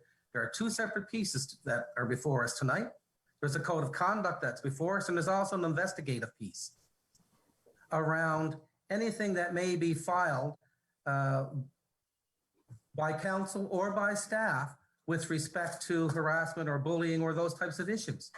That has nothing to do with the code of conduct, two separate issues. And in that, I have a lot of concern and questions from a legality perspective with what we may or may not be able to do. Okay. And before, yeah, again, everyone free to ask those. Thank you. So, well, first of all, let's take a vote on the motion. So, all those in favor of not discussing this in public and bringing it to the in-camera session, say aye. I would rather a show of hands, Mr. Mayor, if we can, please. Yeah, that's fine. Show of hands, say aye. I can't see your hand. Put your hands in front of your face, please. Okay, I see 2 here. And against? Okay, and against. Okay. So So who can you tell me then who voted for it? yourself and Councillor Carey. Okay. So let's talk about if we can. And again, sorry, Councillor Staben, I know you were set to introduce this item, but we sort of got sidetracked a little bit. Supposed to be, Mayor. But and again, let's just get right to the discussion, perhaps.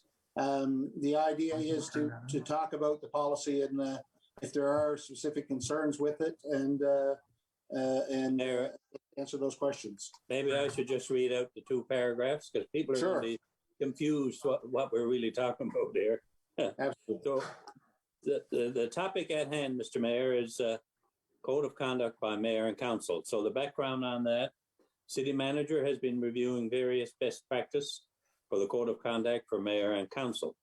It is the intent of the City Manager to develop a Code of Conduct for all of us over the next couple of months to bring forward to Council for review and approval. The Code of Conduct will establish guidelines for ethical and interpersonal conduct of members of Council. A Code of Conduct will assist in providing good governance to the residents of the City of Cornwall. So that's really what it's all about, Mr. Mayor. Mm-hmm. Okay. So everyone has the Code of Conduct draft. Any questions or comments on it? I'll just make one comment, not with regard to the content, but where a topic such as this fits on an agenda. And to me, we've done this in the past. that we've had agenda items, we've had meetings whereby we've had 20 or 25 or 30 items, and we've had meetings whereby we've had 6 or 7 items. And this gets back to the question that Councillor Kerry had asked earlier. This could be a debate that could take considerable amount of time, and it may be a quick debate. It might be over in a few minutes, but if the preamble discussion that took place a few minutes ago are any indication, this would often or would probably have been better if it was set at the council meeting at a single agenda item. That's just some opening thoughts. Okay. Any other comments on? We haven't actually talked about anything in the document yet. Just a note. So if anyone has anything that they would like to say specifically, if there's any concerns or whatever, yes, Councillor Chason.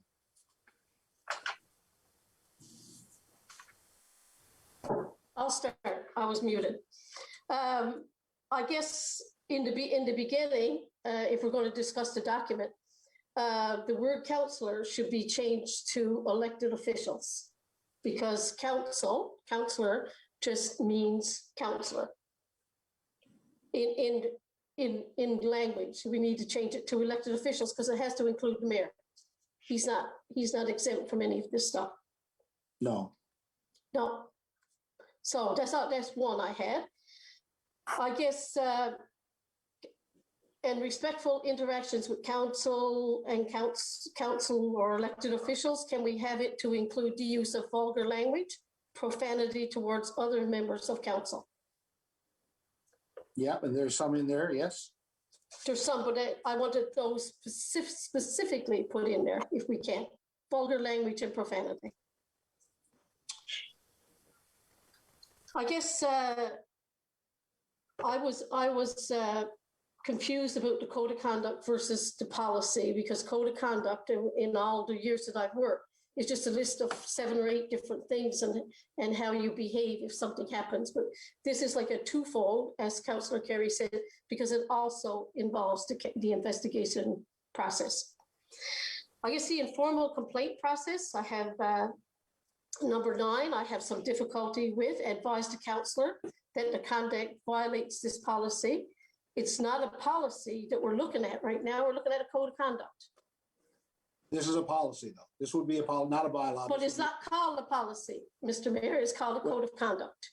Well, we could And call it. they're two different animals.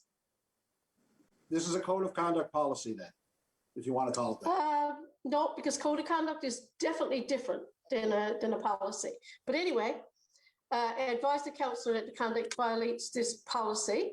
It's not a policy. Like I said, it's a code of conduct. So there you go.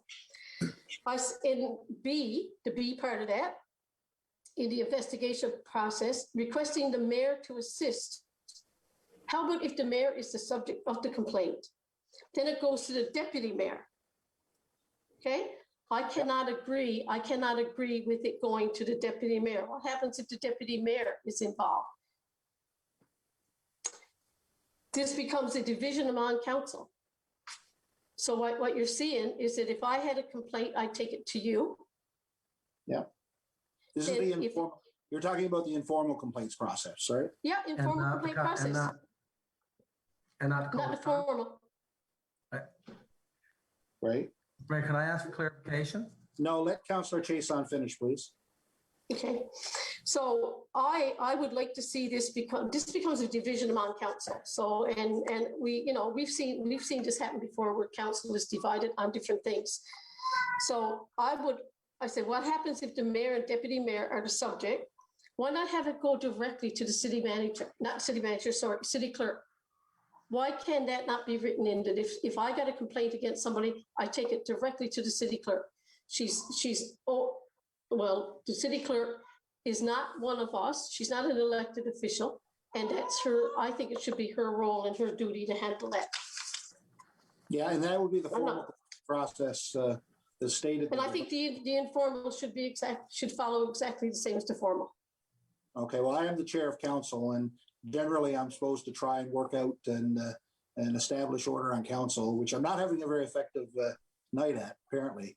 But there's an informal aspect where we try to work things out in a civil manner. And then there's the formal aspect where it goes beyond that, where you have to deal with it in more specifically, I guess. And that's what the policy seems to address. But okay. Okay, so I'll go on to the formal complaint now.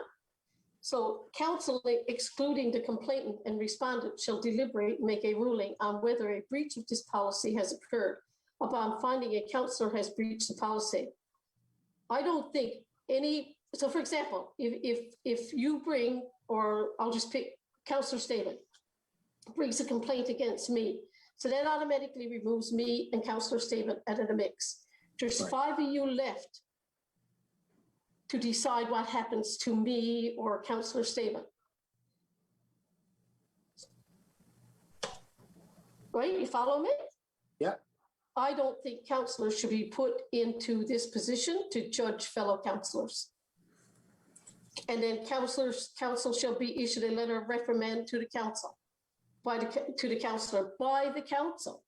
Now, who made the other 5 members on that team the ones who should be able to judge me and decide what's going to happen to me and my fate if I'm the one who was gotten the complaint against them? Council may suspend or remove a council from committees or other appointed committees.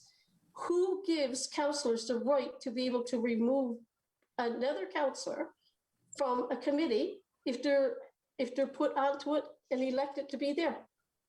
Well, council can vote has the power to put people on committees, so they can take them off too.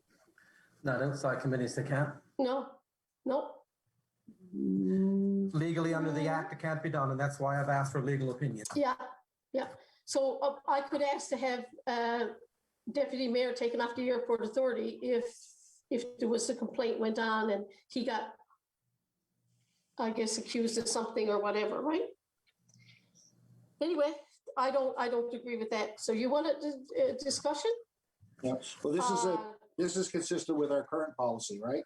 So when a formal complaint is brought forward, the city manager would engage a outside investigator, and then they would the outside investigator would investigate, prepare a report to bring back to the remainder of council that's not involved in the incident for I guess to meet out the components of this policy.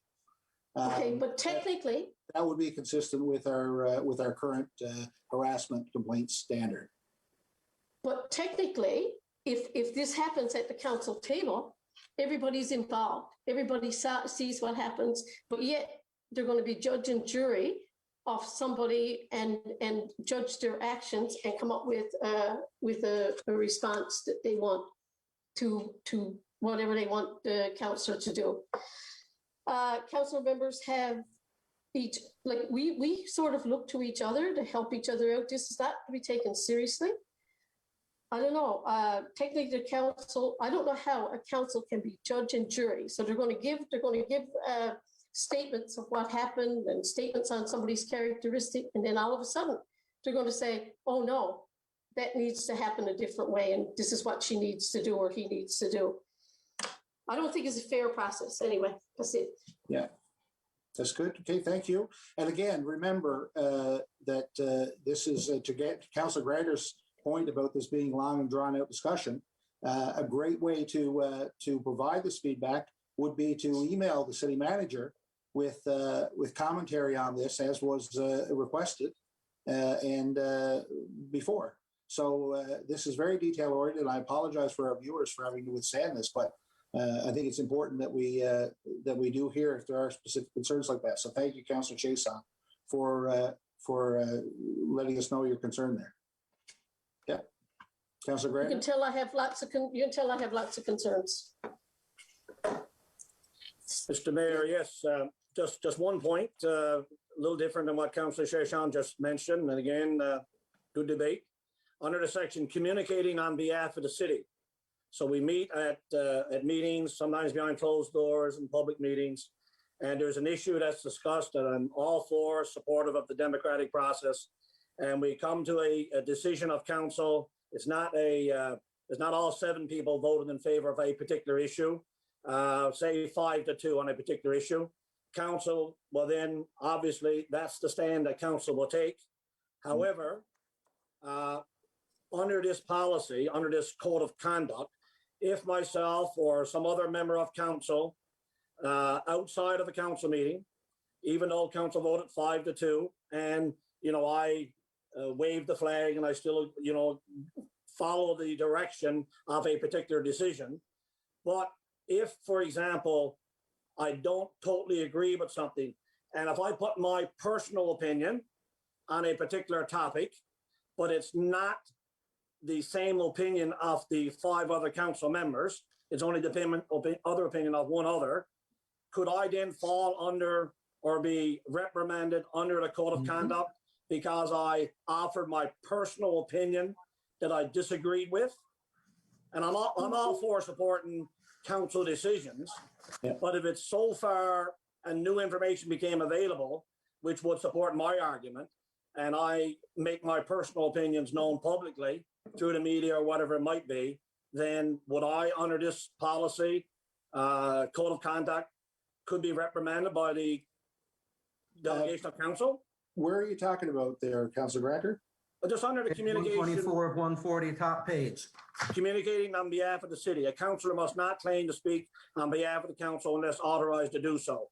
Unless council directs otherwise, the mayor is council's official spokesperson. Yeah. And in the absent, it's the deputy mayor. Those first 3 paragraphs. Yeah. And we've had many situations in the past whereby, yes, you vote, you stand on your own 2 feet. It's 5 against 2 or 4 against 3. And then all of a sudden, if you get asked by the media to do an interview, yes, we went through a democratic process. The vote was 4-3. That's the direction of the city. However, my opinions are this.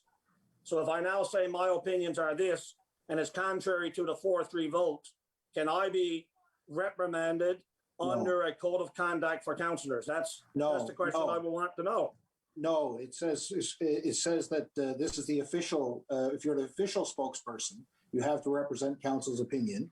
A councillor who is authorized to act as the council's official spokesperson. So if you were speaking on behalf of an initiative or something, you must accurately reflect the official position, even if you personally disagree. But your personal opinion, so if you're asked by the media your opinion on how a vote went, you can say whatever you like. You're not the official spokesperson of the city in that case. As long as we're clear on that. That's my question. Thank you. Yeah, it keeps saying, you'll notice the language is official spokesperson. Mr. Mayor, then in follow-up to Councillor Granter, if I can, under section respect to the decision-making process, top of page 124 to 140, which is outside of the section communicating on behalf of the city, the statement says, councillor shall accurately communicate the decision of council even if they disagree with council's decision, such that the respect and decision-making process of council is fostered. That's correct. So meaning that we, as a council, and that's why I have some disagreement with this, some challenge with it, I guess is the issue that I'm having. As a member of council, I'm elected to represent the citizens of Corner Brook. If I take a position, as Councillor Granter has just indicated, I have every right to communicate that decision. You do. Piece there under section respecting the decision-making process is contrary to what was just stated, but it supports what Councillor Granter is indicating, which is council will accurately communicate the decisions of council, even if they disagree with council's decision, such that respect for the decision-making process of council is fostered. I can't support that. All it says is that you have to accurately communicate the decision of council. So you can't lie about what council decided, or you can't say that council should did something else. But I can say that if I want to. That's my entitlement to do that, and that's what Councillor Granter is raising. I have the right to say I disagree with council's decision. Yes, you have that right, Councillor Perry. No one is disagreeing with you. What it says is council shall accurately communicate the decision of council. It's asking you to not lie, basically, about what council decided. You can say whatever your opinion is on a matter. Well, I'm going to go on a point by point on mine when it comes to my turn, Mr. Mayor, because I have lengthy notes on the whole piece here. Okay. Councillor Granter, does that satisfy your question, I guess? Or? Yeah, thanks for the answers and clarification. Thanks, Councillor Carey, as well. Mr. Mayor, I'll make a comment that I kind of agree with everybody. It's fine to speak and tell everybody how you voted, but I don't think it's anybody's right at the table to go in front of a camera or go behind a camera and tell how somebody else voted. That is wrong. Okay. And this stuff like that is what this is all about. Yeah. To prevent that stuff. Okay. Any other? Anybody wants to know how I voted on anything in council chambers or in private, I'd be happy to tell them because I vote from the heart. But that should be my decision. And that'll be as well, I think, covered under the confidentiality section of the. Absolutely. Right. Any Yes. other comments, I guess, to try and keep this moving? Is there any more comments on this, on the policy? I have several, Mr. Mayor, if I can go through them now. Go ahead. And I guess back to I have no challenge or difficulty with the conduct, the code of conduct of council. But this is about more than the code of conduct of council. There's two pieces of information before us tonight. One deals with the code of conduct of council, and the other deals with the compliance and enforcement, which is compliance and enforcement of behavior of council. And I guess the first thing I'm going to say is even before we can adopt that, we have to remove existing policy that's already in place and on the books within the city of Corner Brook. As it comes to workplace harassment policy and as it comes to the bullying and compliance policy within council, because there is a policy already in place inside of council. We can't deal with that here tonight until we actually remove that policy in the same swoop and to see what may be applicable, what may not be applicable. And from that perspective, I need a legal opinion to tell me what is and what is not, because I'm not a lawyer. I don't profess to be a lawyer, and I'm certainly not going to vote on a policy that looks at compliance and enforcement unless I have somebody with a legal mind signing off on it and giving me assurance that we're dealing with the right things. And I'm not so confident of that right now. So I'll make that blanket statement first before I go to point by point. To the communications on behalf of council, I too would like to see it rather than in the absence of the mayor or designate. It's up to the mayor to designate somebody. Doesn't necessarily have to be the deputy mayor or a councillor. Anybody the mayor may choose to designate. Yeah. The other point is a councillor who is authorized to act as the official spokesperson must ensure that the comments accurately reflect the official position with council as a whole, even if the council personally disagrees with the council's position. If they are the official spokesperson, I agree. If they're communicating the position of council, I agree. Yeah. But where I have challenge with that is on the top of the next page, which is respecting the decision-making process of council. It says something completely different and contradictory. And what it's saying is council shall accurately communicate the decision of council, even if they disagree with council's decision, such that the respect of the decision-making process of council is fostered. And I guess I see that as clashing. And the other part that I'm going to jump ahead for a minute, and then I'm going to come back and pick it up here. If somebody decided that they wanted to file a complaint, because I indicated my own opinion of council, they can certainly do that. In the compliance and enforcement, which I'm going to deal with shortly, it then becomes the interpretation of the city manager, as is indicated within the policy, to determine whether or not the actual complaint may or may not be legitimate in consultation with another individual. I don't believe, and I've had this discussion with our city manager some time ago, I don't believe that our city manager should be an intermediary in this level of dialogue or this level of discussion between a council. With due respect to our city manager, he is the only employee that we have. He should be totally removed from this process altogether for his protection and his benefit, as well as for the protection and benefit of the individuals involved with the process. Our city manager should not be part of this process. That's the only employee, Mr. Mayor, that we have. Back to the point by point, if I can. Just a question for you, Councillor, or just, and that's fine. I guess where would you suggest that we direct the complaints process in that case? Start at the complaint process, they should go to the city clerk and be registered properly inside of City Hall. There should be an established process that's outlined in a policy for compliance and enforcement, not one that's engaged after the fact, but clearly states what the clerk is to do if she receives a complaint. She is to immediately engage X, Y, Z, turn the complaint over, and remove herself from the process. So, but that's, so, Maybe we should do. so replace the where it says city manager everywhere with city clerk? Absolutely. But not all through the policy. Because council themselves are in a conflict of interest on this whole issue. And this is what I mean by that. And this is why I'm dividing the two separately, Mr. Mayor, if I can.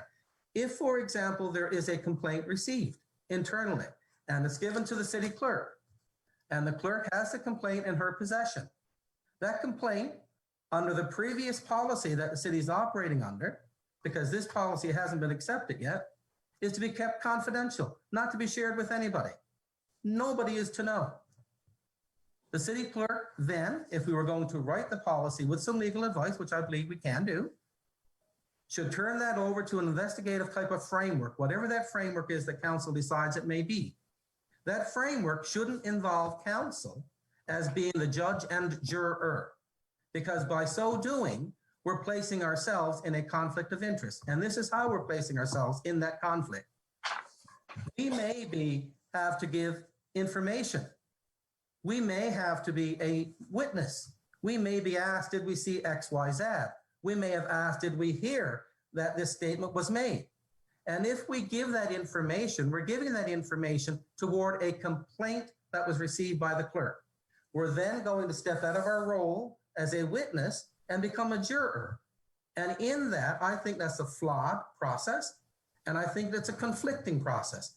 If council receives a complaint against council, council should immediately remove themselves from that complaint completely. The clerk should turn it over to an established process and allow that process to unfold in the manner by which it should unfold. I completely support that we need a process. I really do, Mr. Mayor. I don't think this process that's before us is the correct process. And I've expressed that previously. Do you have, I guess, outside of, do you have a suggestion for who we could appeal to, if not council? Sure I do. There are professionals out there that deal specifically in this. The Hill Advisory Group are a well-known, well-respected organization that deals specifically in conflict resolution, investigative processes and techniques, as well as training around this particular issue for groups, and then carrying on investigations and setting up the procedures for that investigative process to unfold. They've been around for numerous years. Several large organizations use them. I mean, if you wish to Google them or to look at them or inquire, Hill Advisory Group is a group that certainly has a very stellar, strong reputation in this area. And I'm supporting we do this, I'm supporting we do it right. But you read that the policy does say to engage an outside investigator, correct?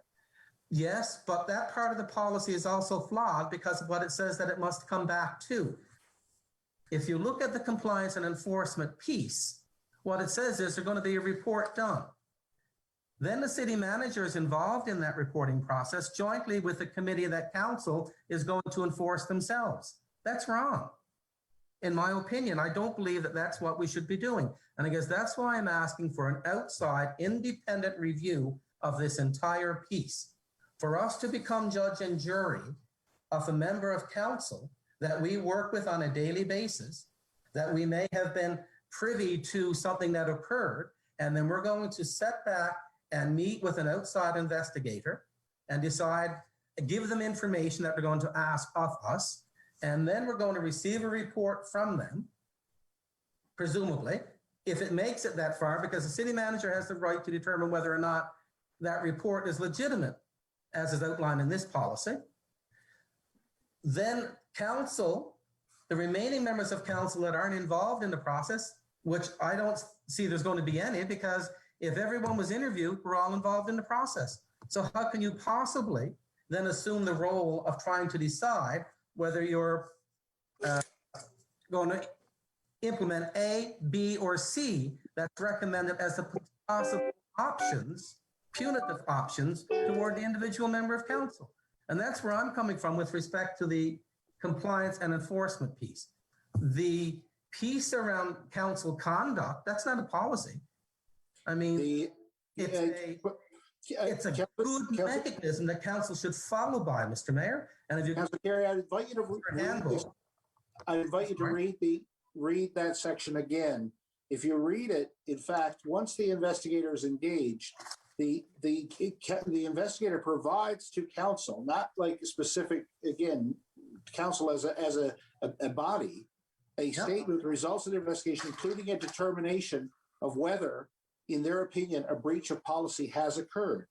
Yep. And then council shall do a number of things. It's not a matter of discretion. So council is not really deliberating. All they're doing is enacting, I guess, they're acting that's not what RA says, Mr. Mayor. That's exactly what it says. I read it for you.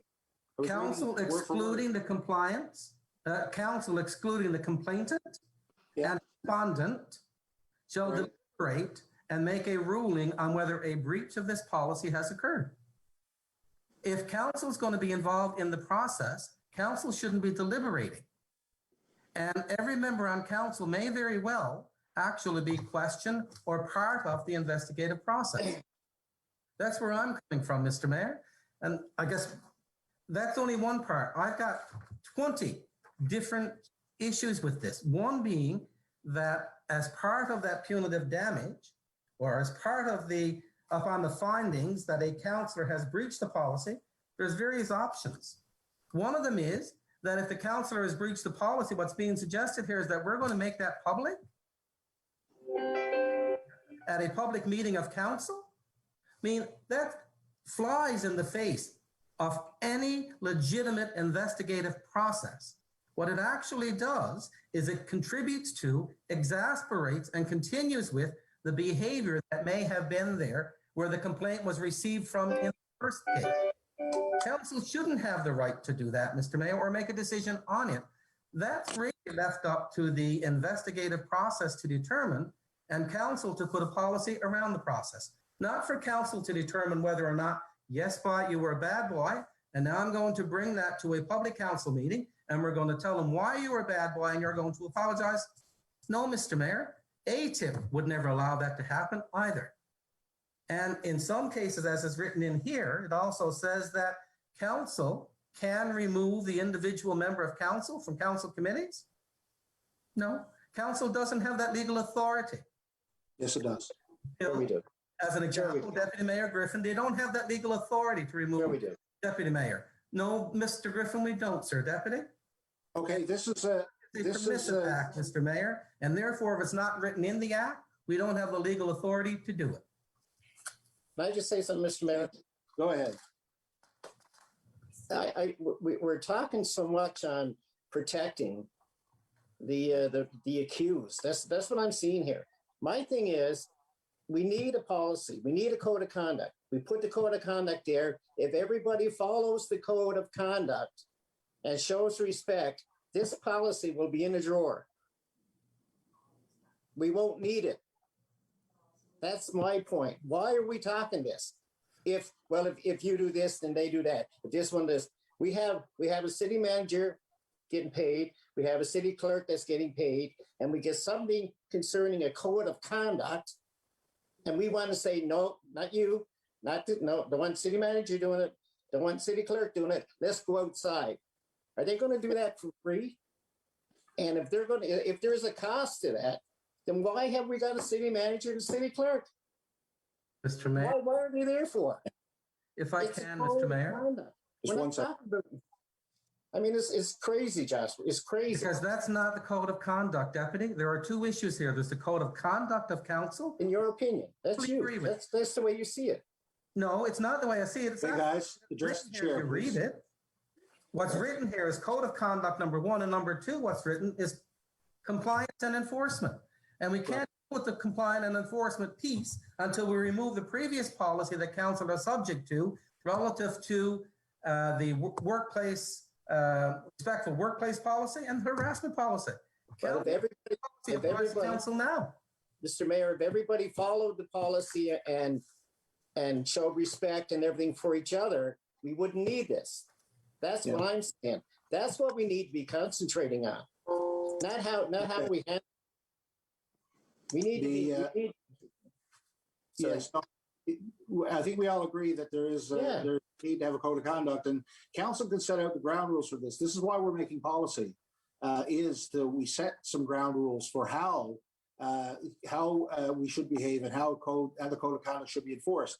I don't know if the city manager is still there, but I wouldn't imagine that he just made up the enforcement section. I would assume this is typically part of a code of conduct. Is that correct, Mr. Cumby? Yes, I reviewed a number of these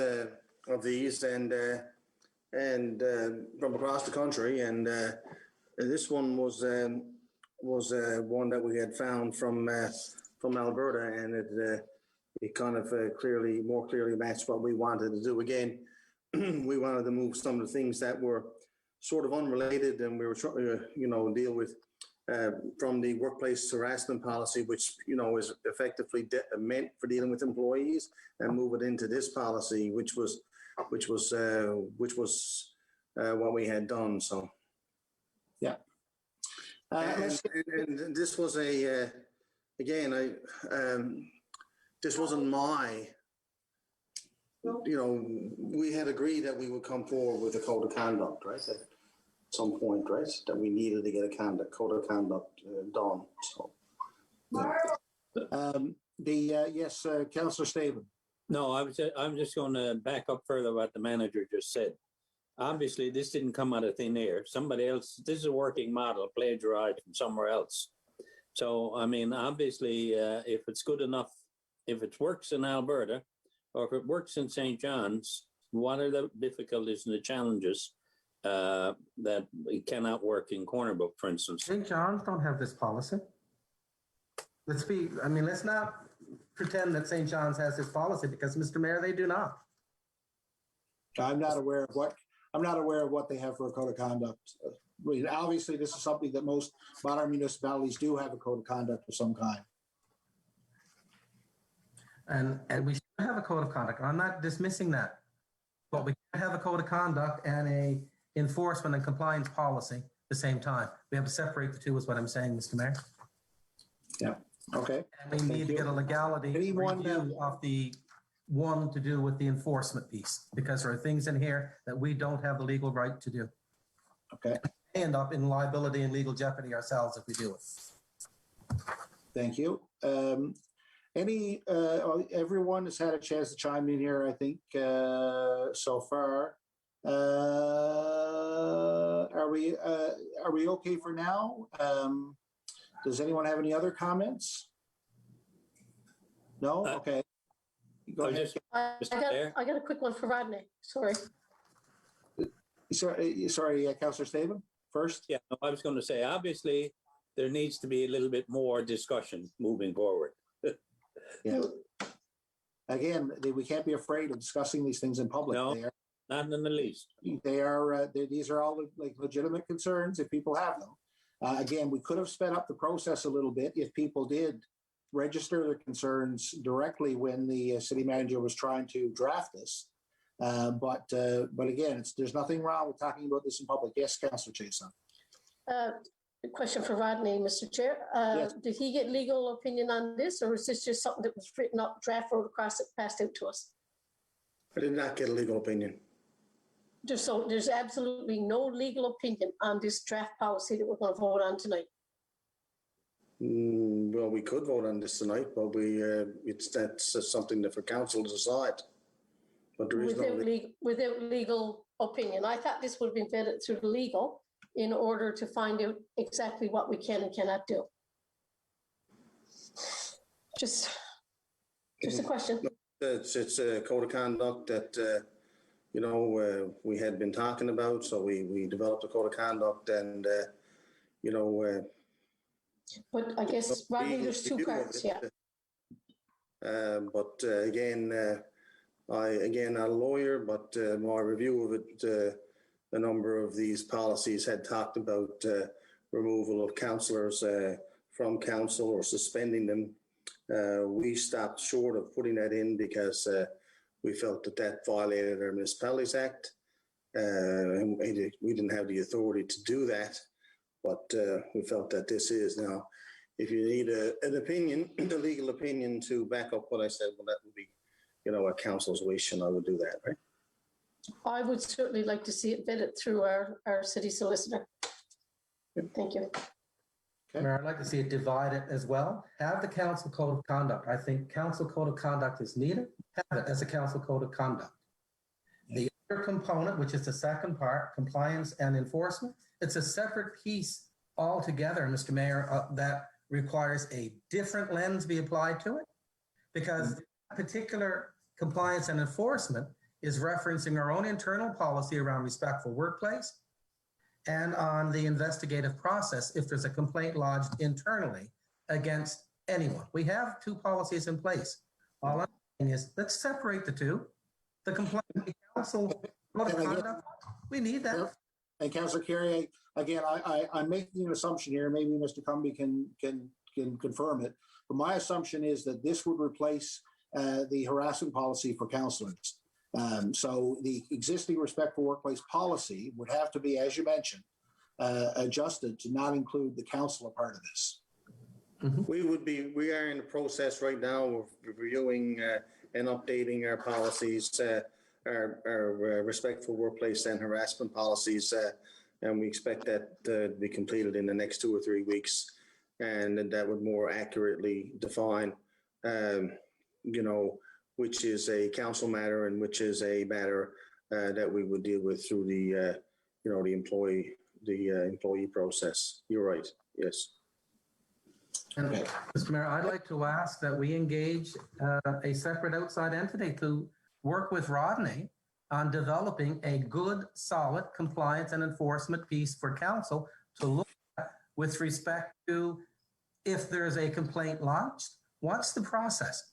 And it shouldn't be a process where our city manager is put in the middle of it. It should not be that process at all. And nor should it be a process where council become judge and jurors of their own behaviors, for the lack of a better way. Mayor, it shouldn't be that process either. I don't know. Mr. Mayor, can I make a recommendation?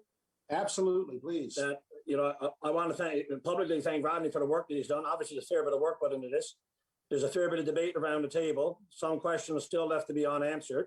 Some reference there whether Rodney should go and get some a legal scan of the document or of the document as presented, taking into consideration all the commentary that's been made thus far. So I make a recommendation, or a motion that Rodney take it back and get a legal scan on it, keep it in draft form, make any additional changes, even the recommendations of Councillor Carey, and then bring it back to council for further debate and vote sometime either at the next meeting or the meeting after.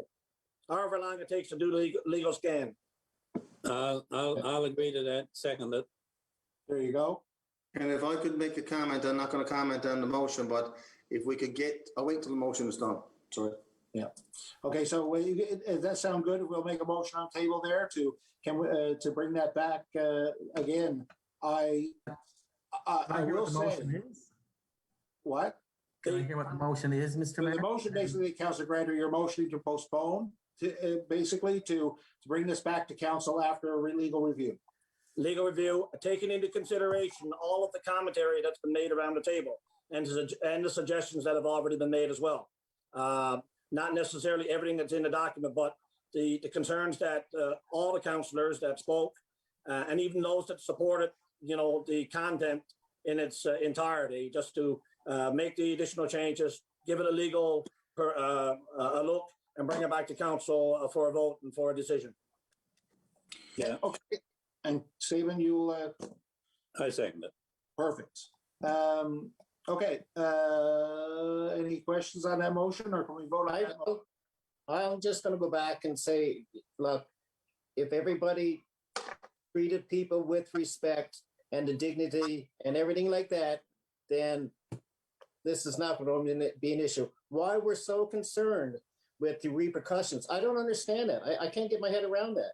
Just do it, treat people with respect, and then, which is the way it should be. My God, in this day and age, this stuff is, I don't know, I don't understand that. To me, this is, when we're talking legal opinions and stuff like that, we should be more concerned with people sitting at a chair in the council chambers and feel that they can sit there and not be harassed or not be people picking on them and stuff like that. That's to me, this day and age, that's the way it should be. And here we are talking about repercussions if we do this, and what about this? That's not legal, and we can't take somebody off a committee. That's not what's important here. What's important here is that we come up with a code of conduct so that people are respectful to each other. Yeah, Deputy Mayor, I don't think anyone would disagree with what you just said. I mean, we all need to act respectful for each other around the table, no matter where it is. But absolutely, this is looking at the legalities of statements within the actual policy. I think so. It's not about being moral, being right, or being wrong, or treating people with disrespect. I agree with you there, Deputy. Okay, so let's. I will call for the question now. All those in favor of the motion, say aye. Aye. Aye. Counterminded? Aye. Carried. Okay, so we will have we have correction there for Mr. Cumby. Yes, you have a question, Rodney? More of a comment. We would have had the questions that the clerk would have record of the questions that were asked here tonight, because I'm going to move on this fairly quickly. So we'll have record of those, but I wouldn't have record of anything else that may be of concern. So again, as per my email, put some comments to me or give me a call and certainly talk about it. So yeah. So once again, if we could set a deadline for that. So this coming Friday, please, if you could get your comments in writing, I would prefer, Rodney, for your sake, if there is an email or something. If there's things that are issues there, and then we'll have to leave it to your judgment to put something together in concert with Laura Lee with legal that we can vote on. Sound good?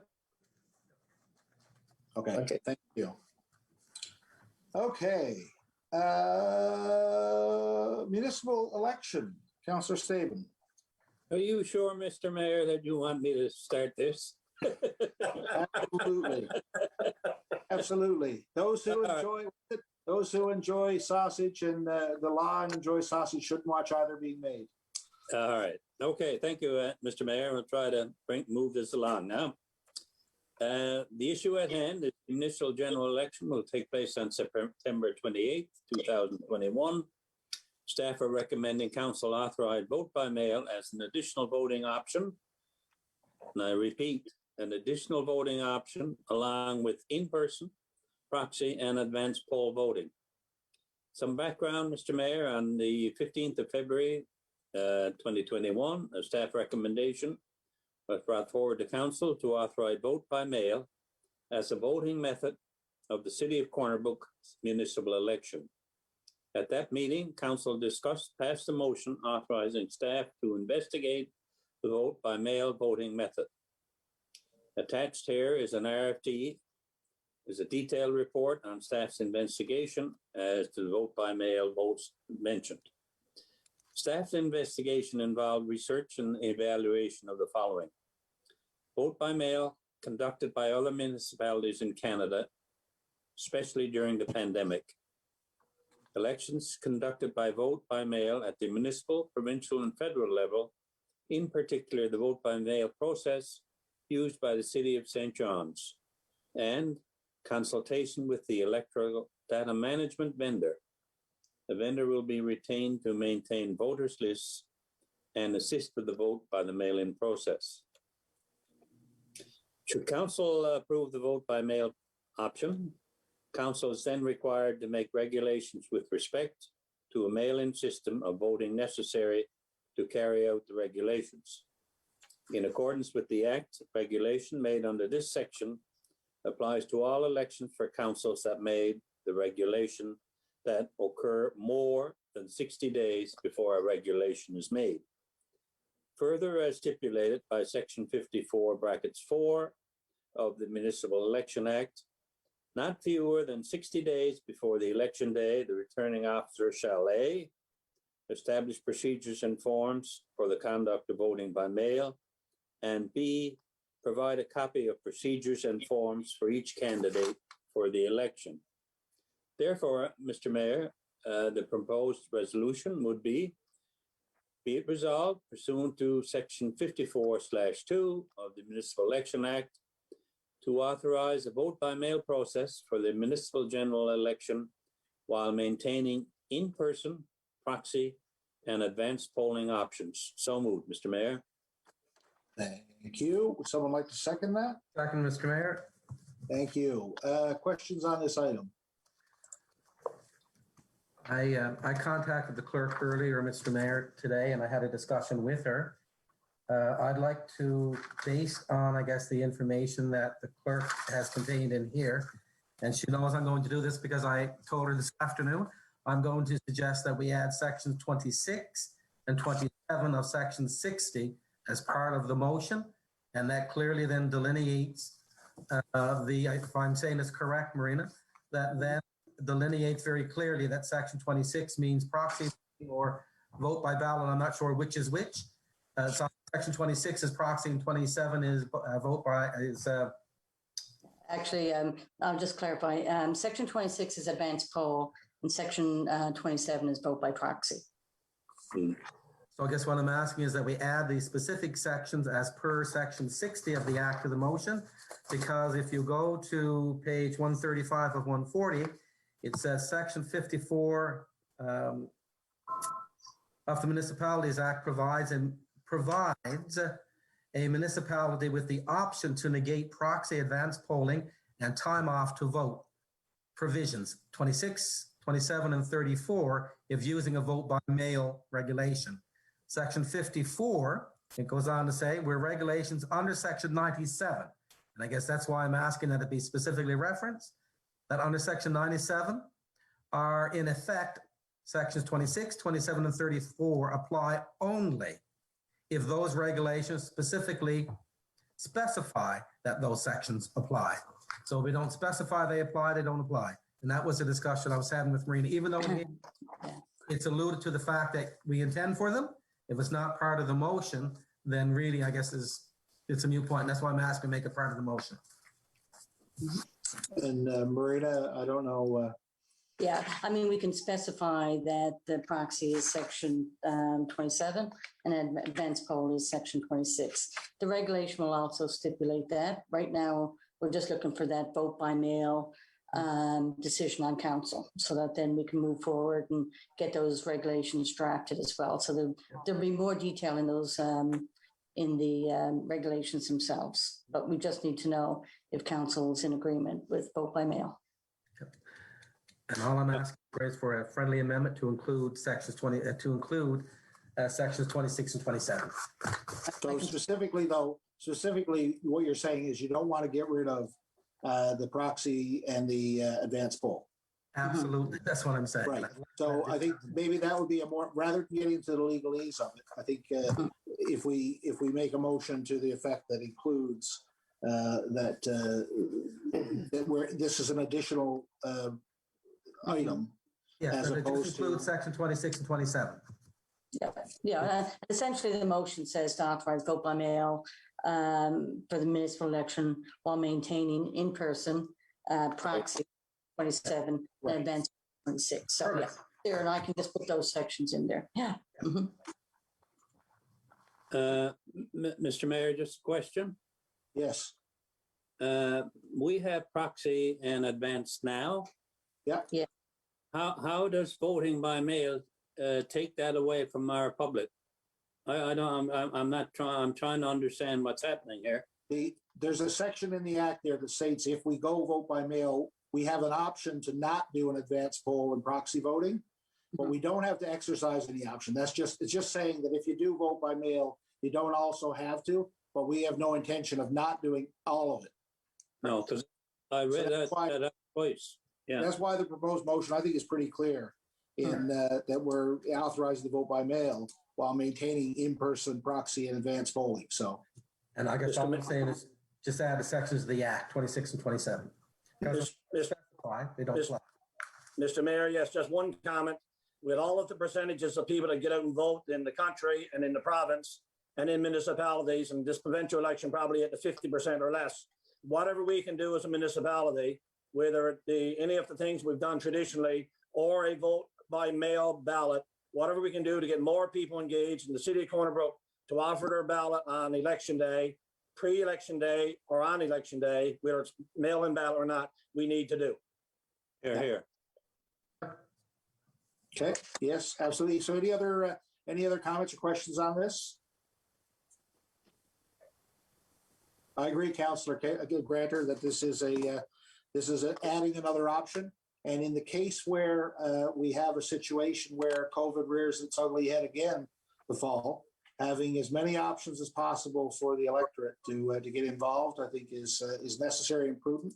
And I'd like to thank the city clerk for, again, it's coincidental that we're in a provincial election now because she had planned to bring this forward anyway, and has been working on this for some time with her colleagues in other jurisdictions. So seems to make a lot of sense. Okay. So all those in favor say aye. Aye. Aye. Counterminded? Carried. Excellent. And last but not least, Councillor Buckle. Wellington soccer pitch. Can't hear you. You're on He's mute. feeding the hens. He's on mute, Mr. Mayor. He's on mute. Yeah, I hear.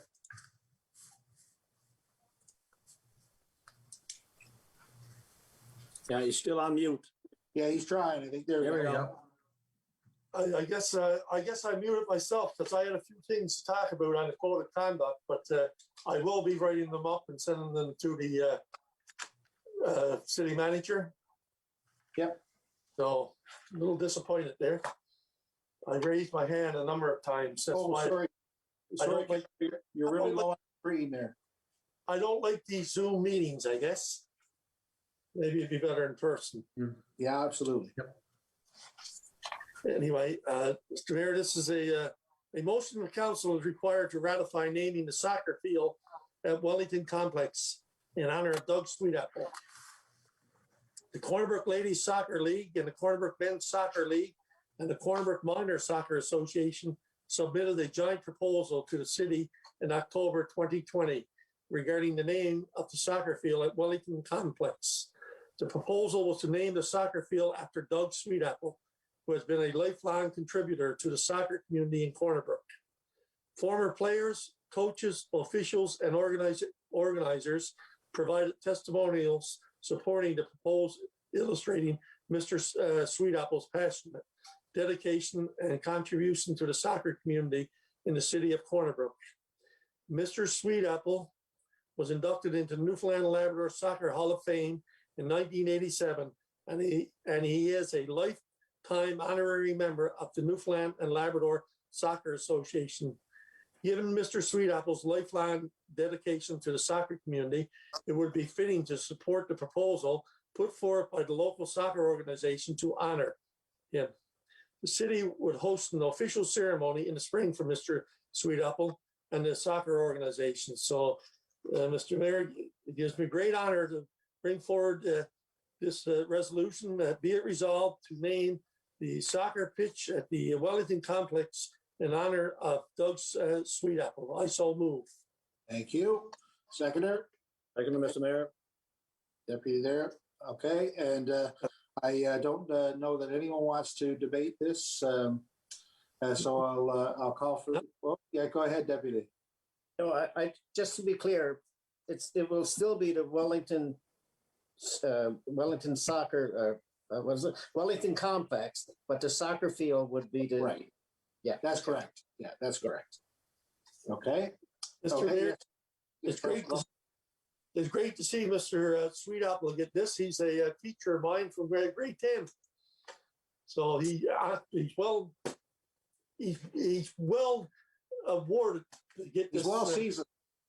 To get the award, I should say. And also Doug is a great gentleman, and he's moving away soon, but I wish him all the best of luck. Absolutely. Yeah, I think we're all in agreement there, Councillor. Yes. Every one of us. Yeah.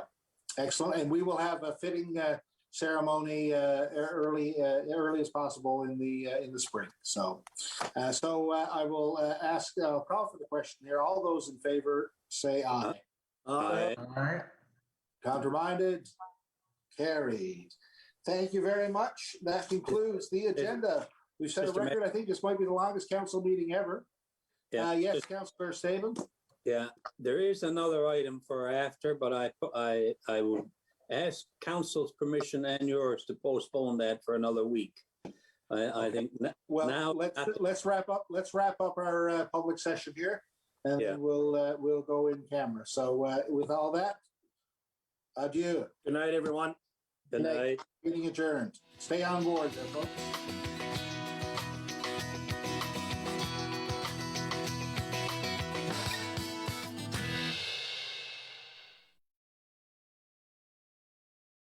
Call the Rogers TV viewer response line, email us, or connect with us on social media.